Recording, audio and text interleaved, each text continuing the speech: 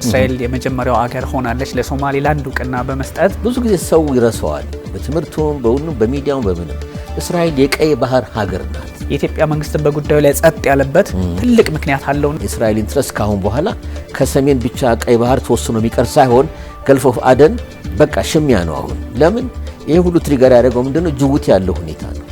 9-10 ሀገራት ገብተው ሰፍረዋል፣ ቻይናንም ጭምር። በጣም በሚያሳዝን ሁኔታ እኛ አርገነው ቢሆን ኖሮ ምንድን ነበረ ሊያረጉ የሚችሉት ሊሞክሩ የሚችሉት የሚለውን ታሳቢ እያደረኩ ነበር። ኤርትራ መሳሪያ ሆነ ኢትዮጵያ ላይ ለምታረገው ነገር እርምጃ ሁሉ በደም ተጠያቂ እንደምትሆንና ምላሽ እንደሚኖር ምንም መጠራጠር የለባቸው ኤርትራኖች። ሪጅኑን የበለጠ ሊያጦዘው ይችላል፣ ሊያረግበው ይችላል። እንደ ኢትዮጵያ ላሉ ሀገራትም ደግሞ ኦፕሽናቸው ሰፊ ሆኖ ሊመጣ ይችላል። ጅቡቲ፣ ኤርትራ በደንብ አድመው ማለት ይችላል።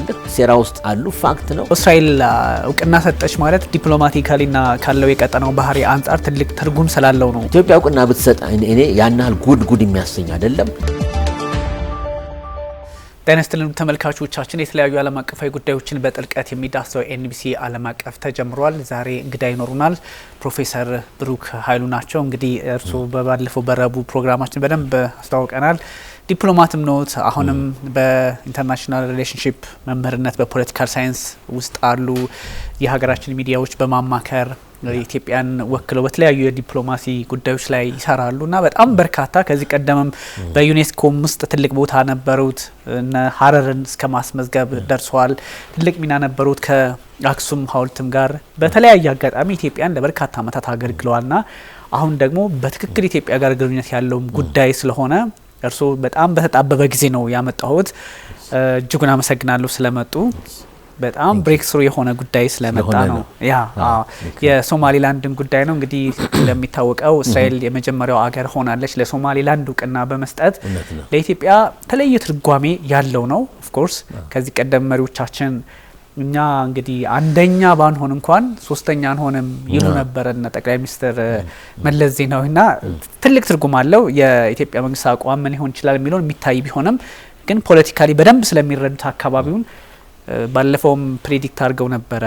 አንዳንድ ነገሮች ይታዩኛል በሶማሊላንድ በኩል እዛ ስለነበርኩ ብለው ነበርና ከዛም አንጻር ነው። ፕሮፌሰር እንደው ምን ማለት ነው ይሄኛው ትንሽ ቀጠናው ሙቀቱ ከፍ ባለበት አጋጣሚ እስራኤል ይህን እውቅና መስጠቷና አካባቢው ላይ ያለው ሁኔታ ምን ሊያደርገው ይችላል ከሚለው ብንጀምር። እሺ፣ በጣም አመሰግናለሁ። እንዳስቀመጥከው እንዳልከው ነው።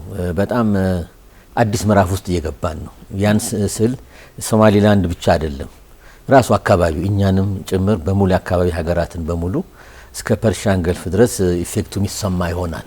አዲስ ምዕራፍ፣ አዲስ ቴሪቶሪን በለው፣ አዲስ ደግሞ ሪኮንፊግሬሽን ኦፍ ፓወር የስልጣንና ስቴትና ፓወሩ ሪኮንፊግሬት እንደገና እንዲህ ብለህ ይዋልልና ደግሞ ሼክ ስታረገው ተንሸራቶ ተሽከርክሮ ደግሞ አንድ ፎርምና አንድ ቅርጽ ይዛልና እዛ ደረጃ ነው ያለው ነውና ይሄ እንግዲህ የወደፊት ኢምፓክቱን የወደፊት ሁኔታውን የወደፊት ሲናሪዮ ምን ሊመስል ይችላል የሚለው ጋር የተያያዘ ነው ማለት እችላለሁ። እንግዲህ ዋይ ለምን እስራኤል ነው ዋናው? አንደኛ የተጠበቀ ነው ወንድሜ እንዳልከው፣ እዛም ስሜቱን አይቻለሁ።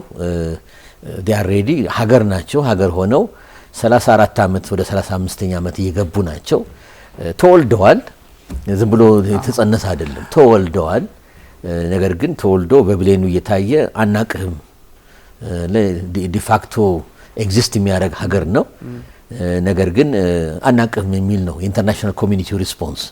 እንግዲህ የተወለደ ልጅ እንግዲህ ተመልሰት ግባ እንደማለት ነው።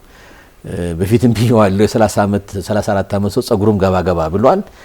ትዳርም ያዘ ነው። የህይወትንም ኤክስፒሪየንስ ያውቃል። ሁሉም ሞክረዋል፣ ሁሉን አድርገዋል። ግን ኖ ዲናይል ኮሚኒቲው ዓለም ኮሚኒቲ ዲናይ ያደረገበት ሁኔታ ነው። እኔ እንደዛ ነው ማየው እና አይሱ ብሬክ እንደሚደረግ ማይቀር ነበረ።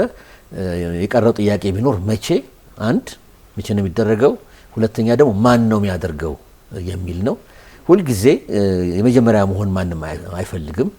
ተጽዕኖ ጫናውን መመከት ፕሬሸሩን ክብደቱ ራሱ ይሰማሃልና በሀገርም ደረጃ በታሪክም ሲመዘገብ ደግሞ ምሳሌ ኤክስ ሀገር የመጀመሪያ ሀገር ሆና ሶማሊላንድን እውቅና ሰጠች ሲባል ትንሽ ይከብዳል። ሴንሲቲቪቲው ከፍ ይላል ማለት ነው። ነገር ግን እስራኤል ናት ይህንን የተሸከመችው። ዋይ ሚሊዮን እነሱ ያውቁታል። ግን እስራኤል ኤክስፒሪየንሱ አላቸው፣ ጥንካሬው አላቸው። የዓለም ፓብሊክ ኦፒኒየን አጌንስት እስራኤል አሁን በጋዛ ባለው ሁኔታ ለምሳሌ አስቡ 2 ዓመት ከኦክቶበር 7 ጀምሮ 2 ዓመት ወደ 2 ዓመት አለፈ ወደ 3ኛ ሄድን ነው ያን ሁሉ ጫና ይሄ ምናረጋው እናረጋለን ቆራጥ ውሳኔ ወስዳሉ no matter the consequences እኛ እንሸከመዋለን they don't even mind አንዳንዴ በጣም ሴንሲቲቪቲያቸው የቀነሰና ሙሉ ልብም አላቸው አቲቲዩድም ለየት ያለ ነው እነሱ ስለዚህ የነሱ መደረጉ ራሱን የቻለ ታሪክ ነው ማለት ይችላል እስራኤሎች ያንን ሲያደርጉ ኔክስት ብቻቸውን ያደርጉት ወይስ የተመካከሩት ሀገር አለ ነው ጥያቄው በውስጠዘ የተከደ ጉዳይ ነው ወይስ ብቻቸውን ቤት ዘግተው ራሳቸው ነው የወሰኑት የሚለው ደግሞ እሱ ላይ አተኩረ መነጋገር ያለብን ይመስለኛል እኔ እስራኤሎች ብዙ ጊዜ they go it along ማለት ብቻቸውን የሚሄዱ ናቸው ለውሳኔም ላካሄድም ያን ቢያደርጉ አደንቀኝም at the same time ደግሞ ከአሜሪካ ጋር ሳይመክሩ ሳይመካከሩ ያደርጉት አይመስለኝም ከዛ ውጪ ደግሞ አንዳንድ ፓርትነር ሀገራት የሚባሉ አፍሪካ ቀንድ ጋር ያሉትን በዲፕሎማቲክ አሰራር አለ እንደ ዲፕሎማት ሲሰራ እሱ ምንድነው አስቀድመህ ቱስ ብለህ ወይም ማሳበቅ ሳይሆን ነገር የምታደርገው አለ ቁልፍ እና አጋር ሀገራት ነው የምትላቸውና ኢትዮጵያ እዛ ሾርት የነሱ ሾርት ሊስት ውስጥ ትገባለች ባይኔ ግን ይሄ በዚህ አይነት ሁኔታ የሚነገር ሁኔታ በአደባባይ አውጥታ አትናገረው ኦፍ ኮርስ ያው ዝም ብለህ ልብ ይዘህ ሲሆን ወል ልክ ነው እስራኤሎች ነገሩን አልተላለ እና በዚህ አይነት ሁኔታ ሄደ ይመስላል እንግዲህ ሌላ ማንሳት ያለብን ነጥብ ምንድነው እስራኤል ብዙ ጊዜ ሰው ይረሳዋል በትምርቱም በሚዲያውም በምንም እስራኤል የቀይ ባህር ሀገር ናት ከፍ ብላ ሰሜን ላይ ስላለች ከቀይ ባህር ጋር ምንም ግንኙነት እንደሌላት አድርገው ነው ሰው ግምት ነገር ግን አይደለም እስራኤል 20 ማይል እንኳን የማይሆን በገልፍ ኦፍ ኢላት ፖርት አላቸው ሰሜን ምስራቅ ቀይ ባህር የሚመለከታቸው ሀገር ናቸው ደግሞ የሚመለከታቸው ሀገር ናቸው አጠገባቸውም ጆርዳን አለች አካባ ጆርዳንና እነሱ 17 20 ማይል እንደማንተ ፕሮግራም ላይ መሰለኝ ተናገርኩት ባለፉት ወራቶች ሁለቱን ሀገራት ይረሳሉ ስለዚህ ቀይ ባህር ስንል ጆርዳንን መርሳት የለብንም እስራኤልን መርሳት የለብንም የሳውዲ ብቻ ሞኖፖሊ ወይም የግብጽ ሞኖፖሊ አድርገን መውሰድ የለብንም ልክ አሰብ ደቡብ ላይ ባብል መንደብ ድረስ ቀይ ባህር ያበቃል ከዛ ከባብል መንደብ ደቡብ እንግዲህ ገልፍ ኦፍ አደን ይጀምራል ማለት ነው ስለዚህ የሚመለከታቸው ሀገራት ናቸውና የእስራኤል ኢምፓክት ማን ነው የእስራኤል ውሳኔ ኢምፓክት አለው ማለት ነው እንግዲህ እውቅና ሲሰጥ አሁን በቃ ሙሉ ሪኮግኒሽን የሰጡት ኤምባሲው በቅርቡ ይከፈታል ኦፊሻሊ እንደ ሶቨረን ሀገር ነው ቶታሊ ጁሪ እስራኤል የምትቀበለው የእስራኤል መንግስት እንግዲህ ፑሽ ያደርጋል አካባቢውን ባላቸው ክብደት ደግሞ ሎቢ ስርዓትና ሜካኒዝም አሜሪካን ሀገር በተለይ በጣም ፓርትነር ሀገር ናቸው ክብደት ያለው ሀገር ነው አሜሪካ ውስጥ ገብተው ያላቸው የአይሁድ ንቅናቄ አለ የሎቢ ድርጅቶች አለ አሁን እንግዲህ መንግስታቸው ብቻ ሳይሆን መንግስታቸው አሁን ያለው ቤንያሚን ኔታንያሁ ፕራይም ሚኒስተር ሲናገርና ሲወስን ፓርቲዎቹ ከጀርባው ይሰለፋሉ ተቃዋሚን ፓርቲ እንደገናም ደግሞ የእስራኤል ኢንትረስት ግሩፕ አሜሪካ ያለና እንግሊዝ ሀገር ያሉት ሁሉ ስለሚሳፈሩ የአሜሪካ እውቅና እንግዲህ ሁለተኛ ይሆናል አይሆንም የሚለው 2-3 ስላልክ ነው ሞስት ፕሮባብሊ አሜሪካ ሁለተኛ ሆና የምትቀጥል ይመስላል ትናንት በነገራችን ላይ ለጥቂት ሰዓት በአሜሪካ ጦር አውሮፕላን የመለዮ ለባሽና ከፔንታጎንና ከስቴት ዲፓርትመንት የተውጣጡ ዴሌጌሽን ለጥቂት ሰዓት ሀርጌሳ ነበሩ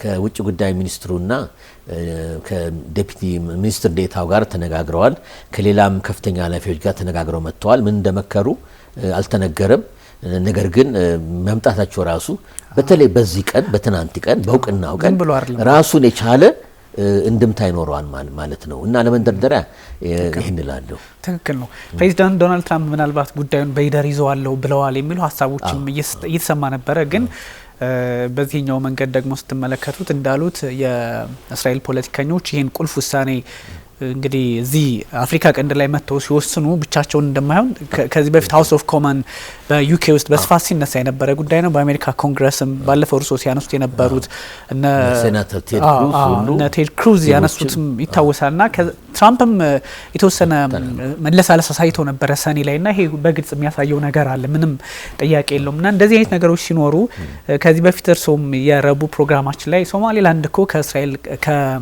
ሶማሊያ ቀድማ ሀገር ሆና ነበረ ሲሉ ነበርና ልክ ነው 1960 ላይ ያው ለ5 ቀናትም ቢሆን እንደ ያው ከብሪታንያ ጁን 6 ነፃ አወጡ ከእንግሊዝ ከዛ ለ6 ቀን 5 ቀን ነው 5 ቀን ከዛ ሐምሌ 1 በፈረንጆቹ ተመልሰው ከጣሊያኗ ሶማሌ ጋር ሞቃዲሾ ጋር ተቀላቀሉ ወጣች ቀን እፍፍ መልክ ገቡ የአምስት ቀናትና ደግሞ በሚገርም ሁኔታ 30 ሀገር በላይ እውቅና ሰጥተዋል ከዛ አምስቱም ቋሚ የጸጥታው ምክር ቤት አባላት ሰጥተዋት ነበርና ይሄ ትልቅ እንትን አለው ታሪክም አላት ማለት ነው ሶማሊላንድ አሁን እኛ የሶማሊላንድ የሀገርነት እውቅና መስጠትና ለመስጠትም ብቻ ሳይሆን የሚቃወሙት ሀገራት ከዚህ ቀደም በኢትዮጵያ ላይ ትልቅ ሴራ ማለት እንችላለን የሚያደርጉ ሀገራት ናቸውና ጅቡቲም ራሷ ከኛው ተገንጥላ ሄዳ የራሷን እውቅና ካገኘች በኋላ ሶማሊላንድ ለምን ታረጋዋለች የምትል እና ኤርትራም ይታወቃል ከዛም ደግሞ ሶማሊያ እሺ እንደ ሀገር ሶማሊያ ጥያቄዋ ልክ ሊሆን ይችላል ቱርክም ብሔራዊ ጥቅሟን ለማስከበር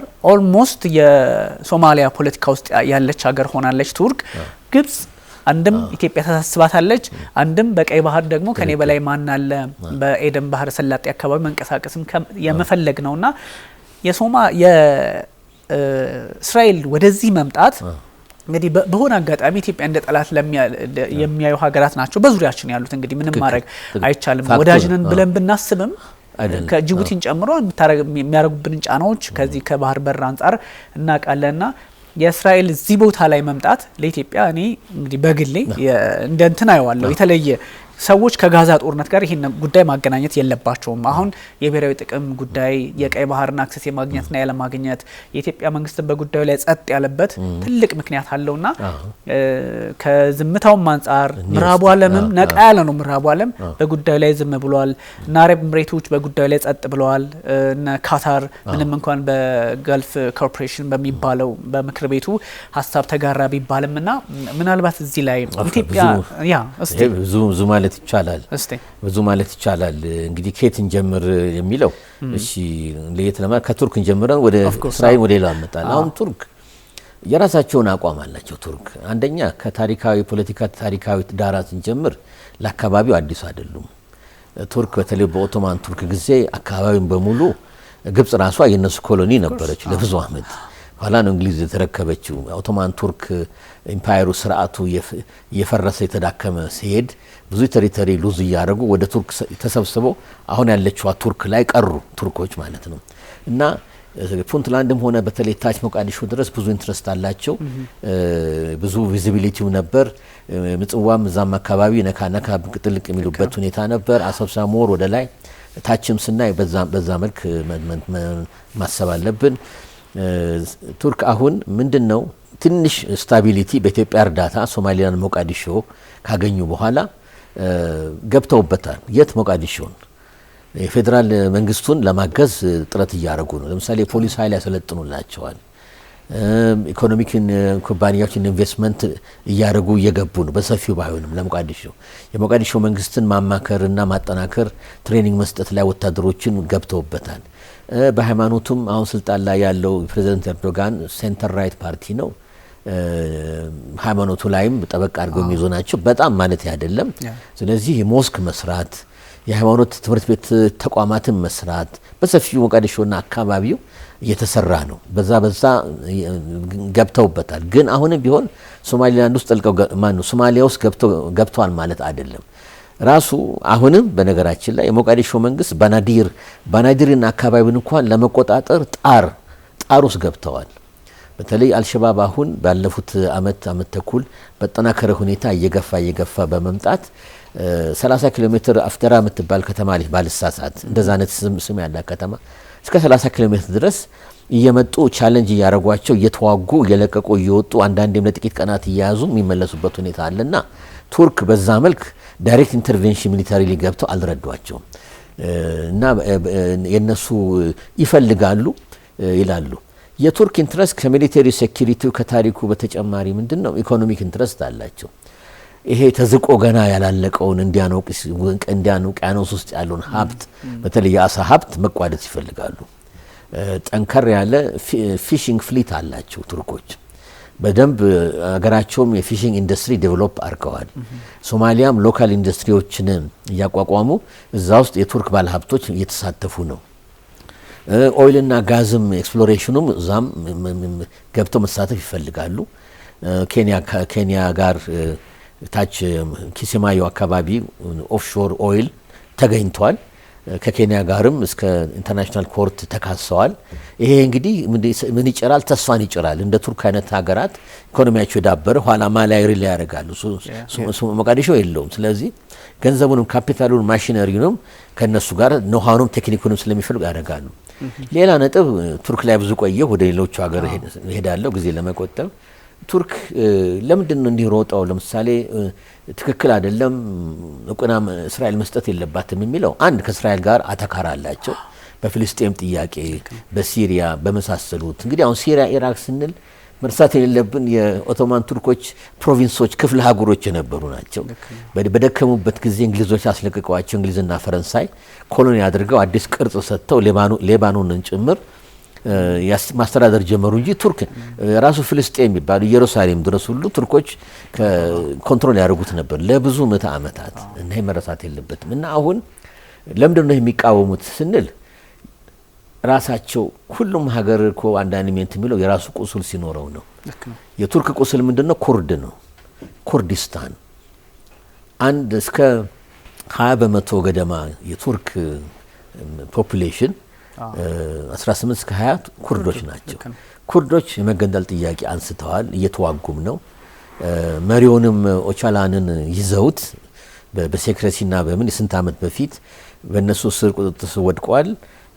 ኋላም አምኖ በቃ ጠመንጃችሁን አውርዱ፣ በሰላማዊ መንግስት ዲሞክራቲክ ስርዓቱን እንገባለን በሚል ኦቻላን ራሱ ገዝቶ ምሎ አውርዱ ብሎ አዟቸው። የጎሬላ መሪ የታወቀ መሪያቸው ነው፣ ትልቅ ሰውዬ ነው። አሁን ወደ ሰላም የመዞር ሁኔታ አለ።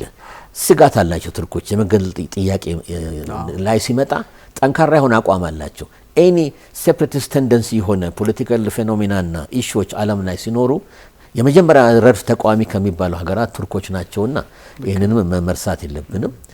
በነገራችን ላይ የኩርድ ጥያቄ አምሳሌ ኢራክ ውስጥ ቤዚካሊ ተመልሷል። በኢራኪ ስርዓት ውስጥ ሳዳም ከወደቀ በኋላ ኢቨን ኪርኩክና የመሳሰሉትን ዘይትና ኦይል ሁሉ ይዘው ኢኮኖሚያቸውንም ከፌዴራል መንግስት ጋር የተከፋፈሉ ኩርዶች ሰልፍ አውቶኖሚና ፌዴራል ስታተስ አግኝተው አሁን ሲሪያ ያው አዲሶች ናቸው። ለውጥ የመጣው ያለፈው አመት ነው የሲሪያ አዲሱ አስተዳደር። እነሱም እንዲህ አይነት አውቶኖሚ እየተነጋገሩ ነው ካሁን ካለው መንግስት ጋር። ተስፋውም ፌዴራል የሆነ ስርዓት ውስጥ የኩርድ ጥያቄ ይመለሳል። እንግዲህ ኩርድ 4 ሀገራት ውስጥ የሚኖሩ ናቸው። ኢራን ጫና አለባቸው። ኢራን አትቀበልም። ኢራንና ቱርክ ነው እንግዲህ በጫና የኩርድን ህዝብ ትንሽ በጭነት የሚያኖሩት። ስለዚህ ቱርክ ይሄ ነው። እስራኤልን በተመለከተ የራሳቸው ኢንትረስት አላቸው። እውቅናውን ተነጋግረናል። አሁን አሰላለፉ ግልጽ እየሆነ መጥቷል። እስራኤልን በጣም ጠንካራ እርምጃ እየወሰደች በጣም በተለይ አሁን ያለው የቀኝ መንግስት ሆስታይል የሆነ ሀገራትን አካባቢያችን ጎረቤቶቻችን ሆስታይል ናቸው የሚል ስሜት ውስጥ አሉ። የእስራኤልን ደግሞ ጠንካራ ናቫል ፎርስ አላቸው። በአየርም በምድርም የታወቀ ነው። ኮምፐልሰሪ ሚሊተሪ ሰርቪስም ስላለ ኮምፐልሰሪ ደግሞ በሆነ ሁኔታ ናቫል ፎርሱም ይንቀሳቀሳል። ዝም ብለው ላይ ሜዲተራኒያን ሲና ላይ ሳይፕረስ ብቻ ሳይሆን ታች ገልፍ ኦፍ ኢሊያት ብቻ ሳይሆን ቀይ ባህርን በሙሉ በደቡብ ታኮ የሆነ ደቡብ ላይ ደግሞ ሶማሌላንድ ውስጥ አንድ አይነት ሚሊተሪ ፕሬዘንስ ይፈልጋሉ ያለ ጥርጥር። ያን ለማድረግ ደግሞ ጊቭ ኤንድ ቴክ ነውና ፖለቲካ የሶማሌላንድን ኔቪ ማሰልጠን፣ ሚሊተሪ ትሬኒንግ መስጠት፣ መሳሪያ ማስታጠቅ ምን ማለት አለና የእስራኤል ኢንትረስት ካሁን በኋላ ከሰሜን ብቻ ቀይ ባህር ተወስኖ የሚቀር ሳይሆን ገልፍ ኦፍ አደን በቃ ሽሚያ ነው። አሁን ለምን ይሄ ሁሉ ትሪገር ያደረገው ምንድነው? ጅቡቲ ያለው ሁኔታ ነው። 9-10 ሀገራት ገብተው ሰፍረዋል፣ ቻይናንም ጭምር። ስፔን ሁሉ አለች፣ ጣሊያን አለ። ያ ፈረንሳይማ እናት ሀገር ኮሎኒያል ሀገር ናትና ሀገራቸው ነው። ይሄ ሁሉ አለና አይ ቲንክ እስራኤሎች ለውጥ ያደርጉ ይመስላል። ስለዚህ እስራኤልን በዛ ነው። እነ ሳውዲ ሌሎችም ለምን ይቃወማሉ የሚለውን ለሙሉ መተንተን ይችላል። ሳውዲዎች ብዙ ጊዜ አይነገርም። ደቡብ ሳውዲ አሬቢያ ድሮ የመን የነበረ ሳውዲዎች ሳውዲ ኢብን ሱድ ፋሚሊዎች KSA ኪንግደም ኦፍ ሳውዲ አሬቢያን ሲያቋቁሙ ከየመን የወሰዱት አለ። ጠይሞች እንደኛ ሆኑ ህዝቦች ናቸው። ድሮ በየመን ውስጥ የነበረ ነው። የመገንጠል ጥያቄ አለ። ኦፊሻሊ ባይመጣም ቅሉ አለ። ሪፐብሊክ ኦፍ ሳውዝ አረቢያ መቸለታም ነካ ያረኩት አንዱ የሚመለከተው ሳውዲ አረቢያን ነው። ስጋት አላቸው። ለዚህም ነው የመን ውስጥ አፍንጫቸው ድረስ አንገታቸው ድረስ የገቡበትም ለዚህ ነው። አልተሳካም። ቀደም ሲልም የሱዳን ጦርን ይዘው በገንዘብ ያስደገፉ ኤርትራም ተሳትፋበት ነበረች እንደምታስታውሰው። ከዚህ ሳይል ለመምታት እንዲያመች ሁቲ ተቀናቃይ ናቸው፣ ሱኒ ናቸው ሳውዲዎቹ። እንደገና ከስተዲያን ኦፍ ዘ ሆሊ ሳይትስ ለእስልምና ተከታይ ሃይማኖት እነዚህ ሺያዎች ናቸው። እሱን ለመቆጣጠር እንዲያግዛቸው በሚል የመን ውስጥ ገብተው እስካሁን ሊወጡ አልቻሉም። ደቡብ የመን አለ። እሱ መቸለታም እንዳልኩት እያፈተለከ አሁን በቅርቡ ነጻነታቸውን ያውጃሉ። ይሄ ከሶማሌላንድ ትይዩ ነው። ይሄ የሚቀር ጉዳይ አይደለም፣ እንደገና የሚመጣ ነው። ስለዚህ ይህን የመሳሰሉ ይሸዋሉ። ሌላ ግብጽን እስቲ እናንሳ። ግብጽን እናንሳ። ወደ እሱ የመጣን ነበር። ግብጽን ያነሳን እንደሆነ እኔ መቼም የግብጽ አካሄድ በጣም የተሳሳተና የሚያሳዝን ነው። ምክንያቱም ለሶማሌ ሕዝብ ምንም ኢንትረስት የነበራቸው አልነበሩም። ዋናው ዓላማቸው ሶማሌ ሕዝብ የአዞውን ባነሱ ነው የሚለው ሶማሌ ሕዝብ ዋናው ዓላማቸው ኢትዮጵያን መክበብ ስራ ነው። ምክንያቱም የሬኔሳንስ ዳም ህዳሴ ዳም አለ። እሱን የመቆጣጠር ያው ቡራ ከረዩ ዛቻው ጨምሯል። በወታደር እርምጃ ሁሉ ወታደራዊ እርምጃ እንወስዳለን የሚለው ሁሉ ቅኝታቸው በጣም በሰፋ ሁኔታ ቀጥለውበታል። ኢትዮጵያን ዲዝራፕት ለማድረግ ከዚህ ሳይድ ከምስራቁ አካባቢ ሶማሊያ ውስጥ ገብቶ ዲዝራፕት የማድረግ ሁኔታ ፍላጎት አላቸው። ሞቃዲሾ ላይ በጣም ድጋፍ እየሰጡ ነው። በፒስ ኪፒንግ ሚሽኑም ወታደር እናሰልፋለን ብለው የገቡበት ነው። ግን እስካሁን አንድ ወታደር አልገባም። መቸለታ የሚያነሳውት አስተዳደራዊና የገንዘብ መዋጮ ሁኔታ አለ። አሁንም ፒስ ኪፒንግ ሚሽኖች ሲመሰረቱና ማለት ሲካሄዱ በአንደኛ ደረጃ አሁንም ቢሆን የትረምፕ አስተዳደር ነው። ገንዘቡ ግን ቀንሶታል። አውሮፓ ህብረት ነው እና ሌሎች ኔቶ ሀገራትን በአዋተው ነው ገንዘብ እንትን የሚሉት እና ግብጾች ከዚህ በኩል እኛን የመክበብ ሁኔታ አለ። የመገንጠልን ጥያቄ በተመለከተ የመገንጠል ጥያቄ ግብጽ ውስጥ የለም። የማይኖሪቲ ጥያቄ ግን አለ። በተለይ ጠይም የሆኑት ከሰሜን ሱዳን ጋር የተያያዙት አሁን ሌክ ናስር አካባቢ በሙሉ እስከ ላይ ሉክሶር እና ከዚህ ደቡብ ያለ ጠይም የሆኑ በነጮቹ ከቱርክ ጋር በተጋቡት በተዋለዱት ነጣ በሚሉት አረብና የግሪክና የጣሊያን መልክ ያላቸው ብዙ ጊዜ ስልጣኑ ፖለቲካውም ኢኮኖሚም በነሱ ስርም ስለሆነ ሚሊተሪ ስልጣኑ በነሱ ስር ስለሆነ የደቡብ ንቅናቄ ሙከራዎች አሉ። ግን ብዙ ጊዜ ሳክሲድ ሊያደርጉ አልቻሉም።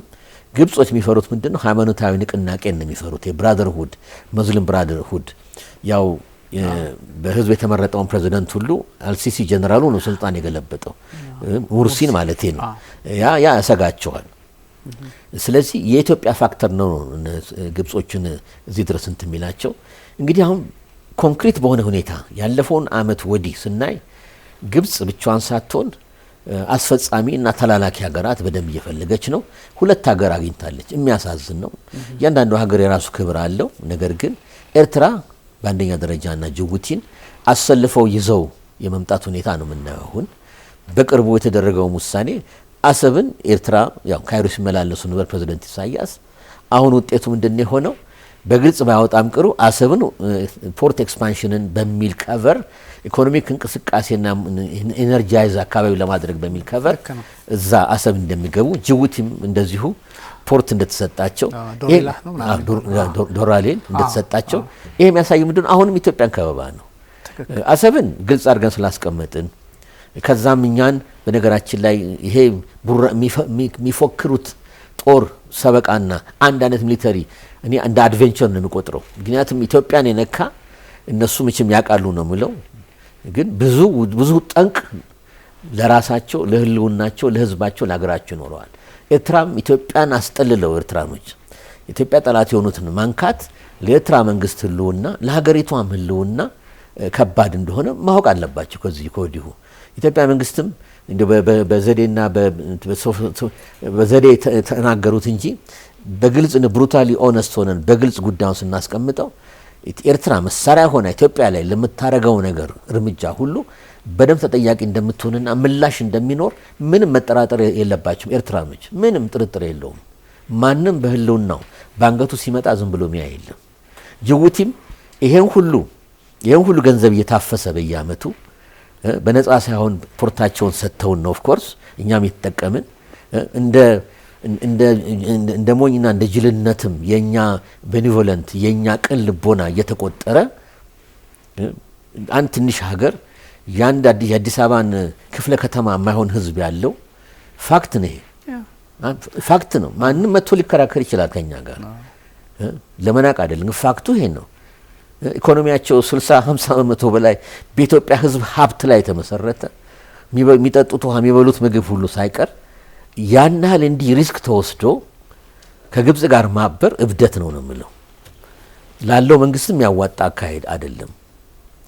ያለው መንግስት ደግሞ የመጀመሪያው ፕሬዝዳንት ካረፉ በኋላ ያሉት ናቸው። ፕሬዝዳንቱ ያሁኑ በቋፍ ላይ ያሉ ናቸው። በጤናቸውም በእድሜያቸው በምናቸውም በአላህ እጅ ያሉ ሰው ናቸው። ራሱ ጅቡቲ ደግሞ እንዲሁ ስቴብል የሆነ ይመስላል እንጂ የራሳቸው ንቅናቄና አቴምቶች ብዙ መዘርዘር ይችላል። ከነጻነት ከተባለው ከ1977 እንደ አውሮፓ አቆጣጠር ጀምሮ ብዙ ንቅናቄዎች አሉ። በተለይ አፋሮቹ ኢኮኖሚውንና ፖለቲካውን ስልጣን በደንብ ተካፍለው በደንብ የተወከሉ አልተወከልንም የሚል ስሜት አለ። ኦፍ ኮርስ ሁልጊዜ ሲምቦሊካሊ 2-3 አፋር አንጥተህ ታስቀምጣለህ በሚኒስትር ደረጃ ጀነራል ደረጃ በምን ደረጃ። ነገር ግን ይሄ 35% የሆነ አፋር እስከ 40 በመቶ ነው አንዳንዱ ላይ መረጃዎች የሚያሳዩት። በኤሪያና ቴሪቶሪ የአፋር ግዛት የተኛ ነው ስትል 60 በመቶ አሁን ጅቡቲ የምንላታች ትንሽ ሀገር የአፋር ቴሪቶሪ ነው፣ አፋሮች የሚኖሩበት ነው። ጅቡቲ ሰሜንና አልሳባህ ጅቡቲና አካባቢውና ደቡቡ ወደ ዜላ ድረስ ነው የኢሳ ጎሳው ሶማሊያ ያለው። ይሄ መርሳት የለብን። ስለዚህ አንድ ቀን አንድ ነገር ቢሆን አፋር መብቴን ጥያቄን የሚልበት ሁኔታ አለ። ይሄ ደግሞ ከኤርትራ አፋር ጋር ሰሞኑን የተያዘበት ሁኔታ አለ። ወደ ኤርትራ ስንመጣ የቀይ ባህር አፋር ድርጅት ዲሞክራቲክ ድርጅት መግለጫ ሰጥቷል። የደረሰበትንም በደል 122 ገጽ ባለሳሳት በደንብ ተሰንዶ ጋምቢያ ለሚገኘው ለአፍሪካን ሂውማን እና ፒፕልስ ራይትስ ኮሚሽኑ እዛ ነው መቀመጫው። በአፍሪካ ህብረት ድሮ በኦኤዩ አሁን በአፍሪካ ህብረት ስር ነው ያለው። እዛ ጉዳዩ ቀርቦ እዛ ዳኞቹና በሙሉ ተወያይተው ወስነው ለኤርትራ መንግስት ምላሽ እንዲሰጡ ተጠይቀዋል። እንዲሁም 60 ቀን ነው የተሰጣቸው። በ60 ቀን ውስጥ እንግዲህ የኤርትራ መንግስት የመመለስ እንኳን ሀቢትና ቢሄቪየር የለውም፣ ግን በ60 ቀን ውስጥ መመለስ አለበት። ያን ካላረገ ኔክስት ስቴፕ እንግዲህ የሚወስዱትን ለዓለም እና ለአፍሪካ የሚያሳውቁ ይሆናሉ። እና የአፋር ጥያቄ የጅቡቲ ጥያቄ የኤርትራ አፋሮች ጥያቄ ብቻ አይደለም፣ የጅቡቲዎችም ነው። ስለዚህ እቺ ሀገር ምን ላይ ነው ተቀምጠው እሳትና አንዳንድ ነገር የሚለኩሱት? በተለይ ኢትዮጵያን የመሰለ ዝሆን ሀገር ዙሪያውን ዝሆን ሀገር ይሄ ትልቅ ሪስክ እየወሰዱ ነው። አንዳንዴ እንግዲህ በፖለቲካው ምንድነው ዝም ማለት ትትና ዝቅ ብሎ እጅ መንሳት እንደ አቅመ ቢስ እንደመሆን እንደማያቅ እንደ ጅል እንደ ሞኝ የመቆጠር ሁኔታ አለ። ነገር ግን አብረን እናስብ፣ አብረን እንዲናርግ በእድሜም በጾታም በአስተሳሰብን ምትለውን ሰማሉ ላዳምጥህ ራሱን ዝቅ አድርጎ እንዲህ ሲገኝ ደግሞ ልክ እንደ ቅድም እንዳልኩት ደስ ማይል ቃል ነው፣ መድገም አልፈልግም። ትቆጠራለህና ጅቡቲም አይ ቲንክ እኛን እንደዛ ምን ይላል አሜሪካዊ ዳር ቴኪንግ አስ ፎር አ ራይድ ፍሪ ራይድ ይላል። ዝም ብለው ያለ ድብዳብ የሚጋልቡን ይመስላቸዋል። እንደዛ አለመሆናችንን አይ ቲንክ አልፎ አልፎ በጣም መቆንጠጥ አያስፈልግም። ማሳየቱም ዲፕሎማቲካሊም ቢሃይንድ ክሎዝ ዶርስ ይሄ ነገር ተዉ አስቡበት የሚል ነገር ያስፈልጋል። ተደርጓል። አዎ ዴሌጌሽን ሄዶ ነበር ጅቡቲ፣ ትልቅ ዴሌጌሽን። ውጤቱ ምንድነው አናቅም። ምክንያቱም ብዙ የሆነ ከስተምስ ላይና ሎጂስቲክስ ላይ የመሳሰለ ችግሮች እየተፈጠሩ እንደሆነ በኢንሹራንስም በምንም ኢትዮጵያ ውስጥ ያሉ ፌዴራልና ነን ፌዴራል ተቋማት ቅሬታቸውን እያሰሙ ነው።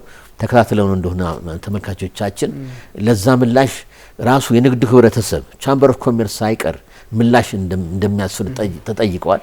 ያልሆነም ይሄ የሚጎድል ሁኔታዎች ከጅቡቲ መንግስት አለ። ስለዚህ ምንን የተማመነች ምን ላቷን ነው እንትኗን ውጭ ታሳድራለች እንደሚባለው እንግዲህ እውነት ግብጽ እነሱን ያድኗቸው እንደሆነ የሚያዩት ይሆናል ወደፊት።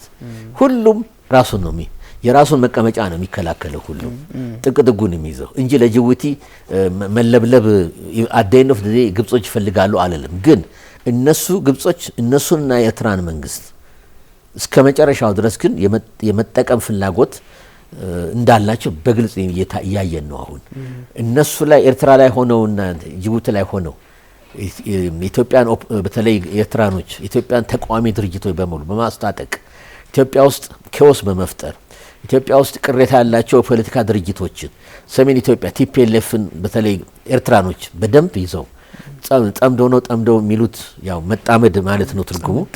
የሚሉት አለ። እሱ ሁሉ ምንድነው የሚጋገረው ድግስ ምንድነው? እስከ 4 ኪሎ ድረስ የአማራው ንቅናቄ ፋኖን ሳይቀር አዲስ አበባ ድረስ እናበቃችኋለን፣ እናንተ ብቻ እንትን አትበሉ፣ አትቃወሙን። ይሄ የውሃ ብርን ጥያቄ በነገራችን ላይ በፋኖ ዘንድ እንዳይነሳ ነው የሚደረገው። የቲፒኤልኤፍም አናነሳቸው ብም ነው የሚሉት።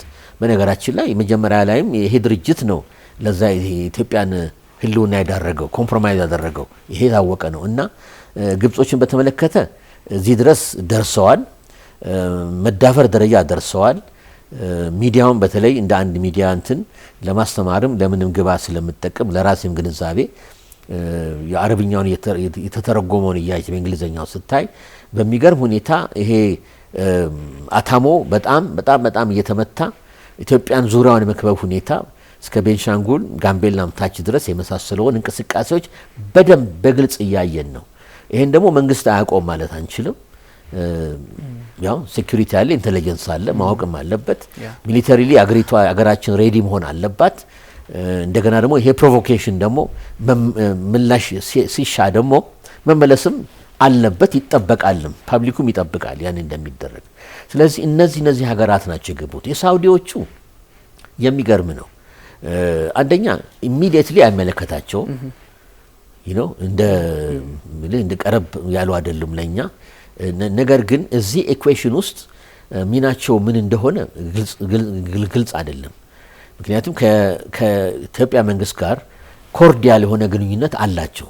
ኮርዲያል ማለት ያለው አይደለ አሚከብል የሆነ በጣም ሰላማዊ የሆነ ወዳጅን ላይ ተመሰረተ አለ።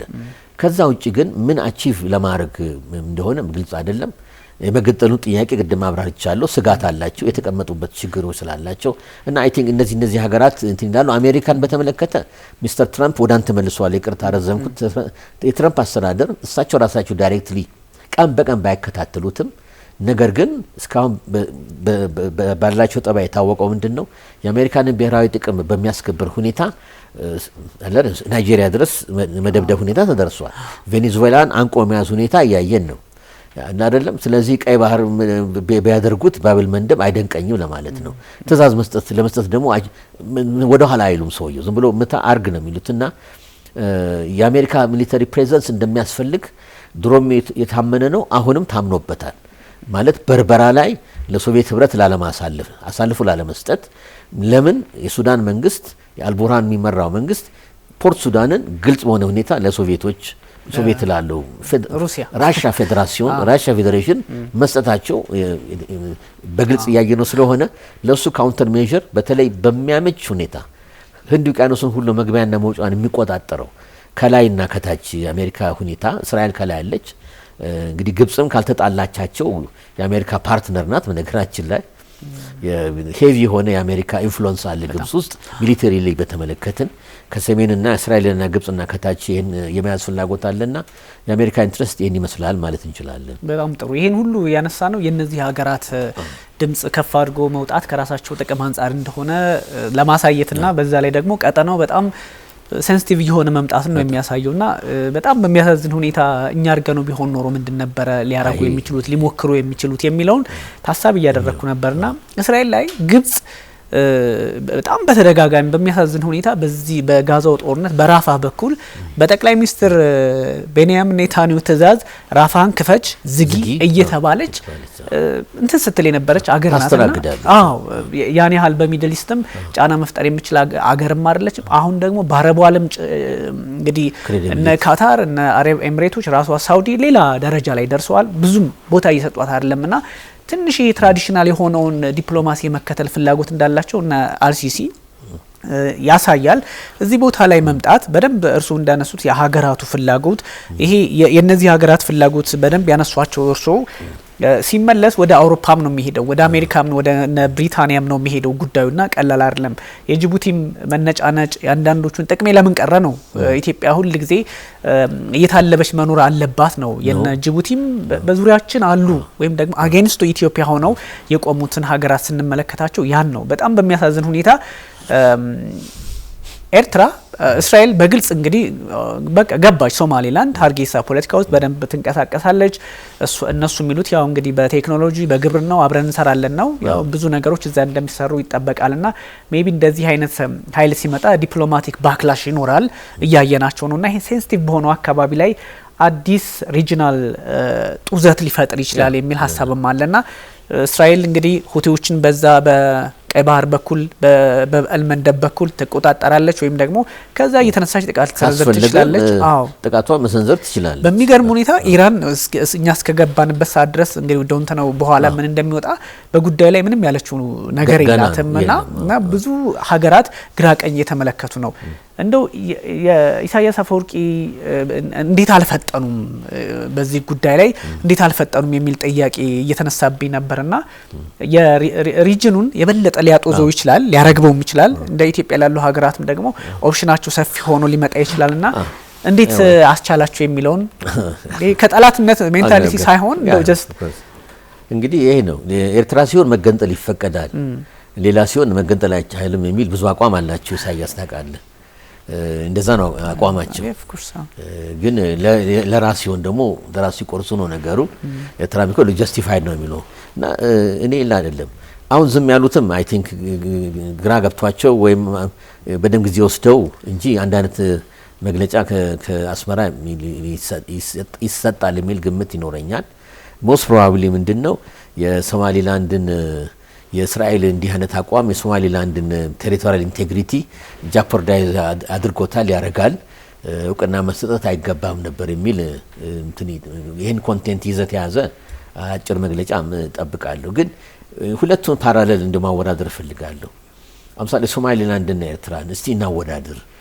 ኤርትራ ራሷ እንዴት ነው የሆነችው? ሶማሊላንድ እንዴት ነው የሆነችው? ኤርትራ ቀኝ ናት፣ ሶማሊላንድ ፕሮቴክተሬት ናት ነበረች። ሶማሊላንድ እንደ ሀገር ይሄው 35ኛ ዓመታቸውን እያዙ ነው። they are tested መንግስት አላቸው፣ አርሚ አላቸው፣ ገንዘብ አላቸው፣ ፓርላማ አላቸው፣ ሬጉላር ምርጫ ይደረጋል። በፊት ኩልሚዬ ነበር። ኩልሚዬ ማለት ቢሂ ነው፣ ሙሴ ቢሂ የነሱ ፓርቲ ነው። አሁን ባዳኒ አሸነፈ። ባዳኒ ኮንሰርቫቲቭ ነው። እንዲህ ተለዋወጡ። ይሄ ሁሉ አለ። እዛ ግን የለም። የሶማሊላንድ አጀማመሩ ራሱ ነጻ ሀገር ሆኖ የጀመረ ነው። ያቺ 5 ቀን ሁሉ ራሱ በ30 ሀገር ቅድም እንዳለው ሪኮግኒሽን ሰጥቷል። ከዛ ነው በእፍፍና በግልብ ፖለቲካ በነበረው ስህተት ወዲያው ነው ሪግሬት ያደረጉት፣ ወደ ውህደት ገባናሉ። ግን ውህደቱ ራሱ ደግሞ በደንብ በህግ በነገራችን ላይ በደንብ የተቋጨ አይደለም። ለዚህ ነው ሶማሊላንደሮቹ መገንጠል መብታ ማንም የምን መገንጠል በቅጡም አልተጋባንም። ዝም ብለን አንድ ቤት ገባን እንጂ እንደ ትዳር በለው አልተጋባንም። በደንብ 80 ዋቴቨር ተብሎ ማዘጋጃ ተብሎ ተፈራርሞ ማለት ነው። ስለዚህ ይሄን ነው ጀስቲፋይ የሚያደርጉት። ኤርትራን ስንወስድ ግን የኢትዮጵያ አካል የነበረች ናት። ኤርትራ የሚባል ሀገር አልነበረም በፊት። የፎሬን ኢንፍሉዌንሱን የፈጠራት በኮሎኒ ደረጃ ነው ተገዝተው የኖሩት። መጨረሻ ደግሞ በዩኤን ማንዴትና ሬፈረንደም ወደ ኢትዮጵያ ተመልሰዋል። የተለየ ነው ማለት ነው። እንደገና 30 ዓመት ትግል በኋላ ነው የወጡት። ለምሳሌ አፍሪካ ህብረት ላይ ብናያይዝ ሜቢ ኋላ ትመጣለ፣ ግን አሁን ብናያይዘው አፍሪካ ህብረት መግለጫ ሰጠ አይደለም?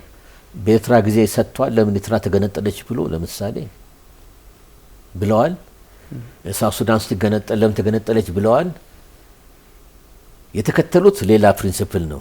1964 ብለውን አሁን ዩሱፍ ቼርፐርሰኑ ያደረጉት ሲወስኑስ እሳቸውን ፐርሶናሊቲ እናቃለው። ጅቡቲ 20 ዓመት ውጭ ጉዳይ ሚኒስትር የነበሩ ወጣት እንትናቸው ይሄ ያለ ክብራቸው ሞገሳ መጠበቅ አለበት። ነገር ግን የአፍሪካ ህብረት ይሄን ነገር ሲያደርግ ከ8 ኮሚሽነር ጋር ተሰብስበው ነው የወሰኑት መክረው ወይስ ብቻቸውን ነው? ቸኮሉብኝ። ያለ ማለት ነው። ገብተዋል። እንደገና ደግሞ ፕሬዚደንት ሳንቼ ማን ነው ሞሪሲዮ ነው ስማቸው የአንጎላው ፕሬዚደንት ቸርማን ነው። እሱን ተማክረዋል። ለኔና ላንተ መንገር የለባቸውም ግን አለ ቼርፐርሰን አሁን የአንጎላ ነው። የአንጎላው ፕሬዚደንት ከ4ቱና 5ቱ ምክትል ፕሬዚደንቶች ጋር መክረዋል። በስልክ በዙም በመሳሰለው አናቅም። ይሄን ማወቅ አለብን። አንድ ሴክሬታሪ ጀነራል የአሁኑ ቼርፐርሰን ሲወስን ይቅርታ እንዴት ነው የወሰነው? ገብተዋል።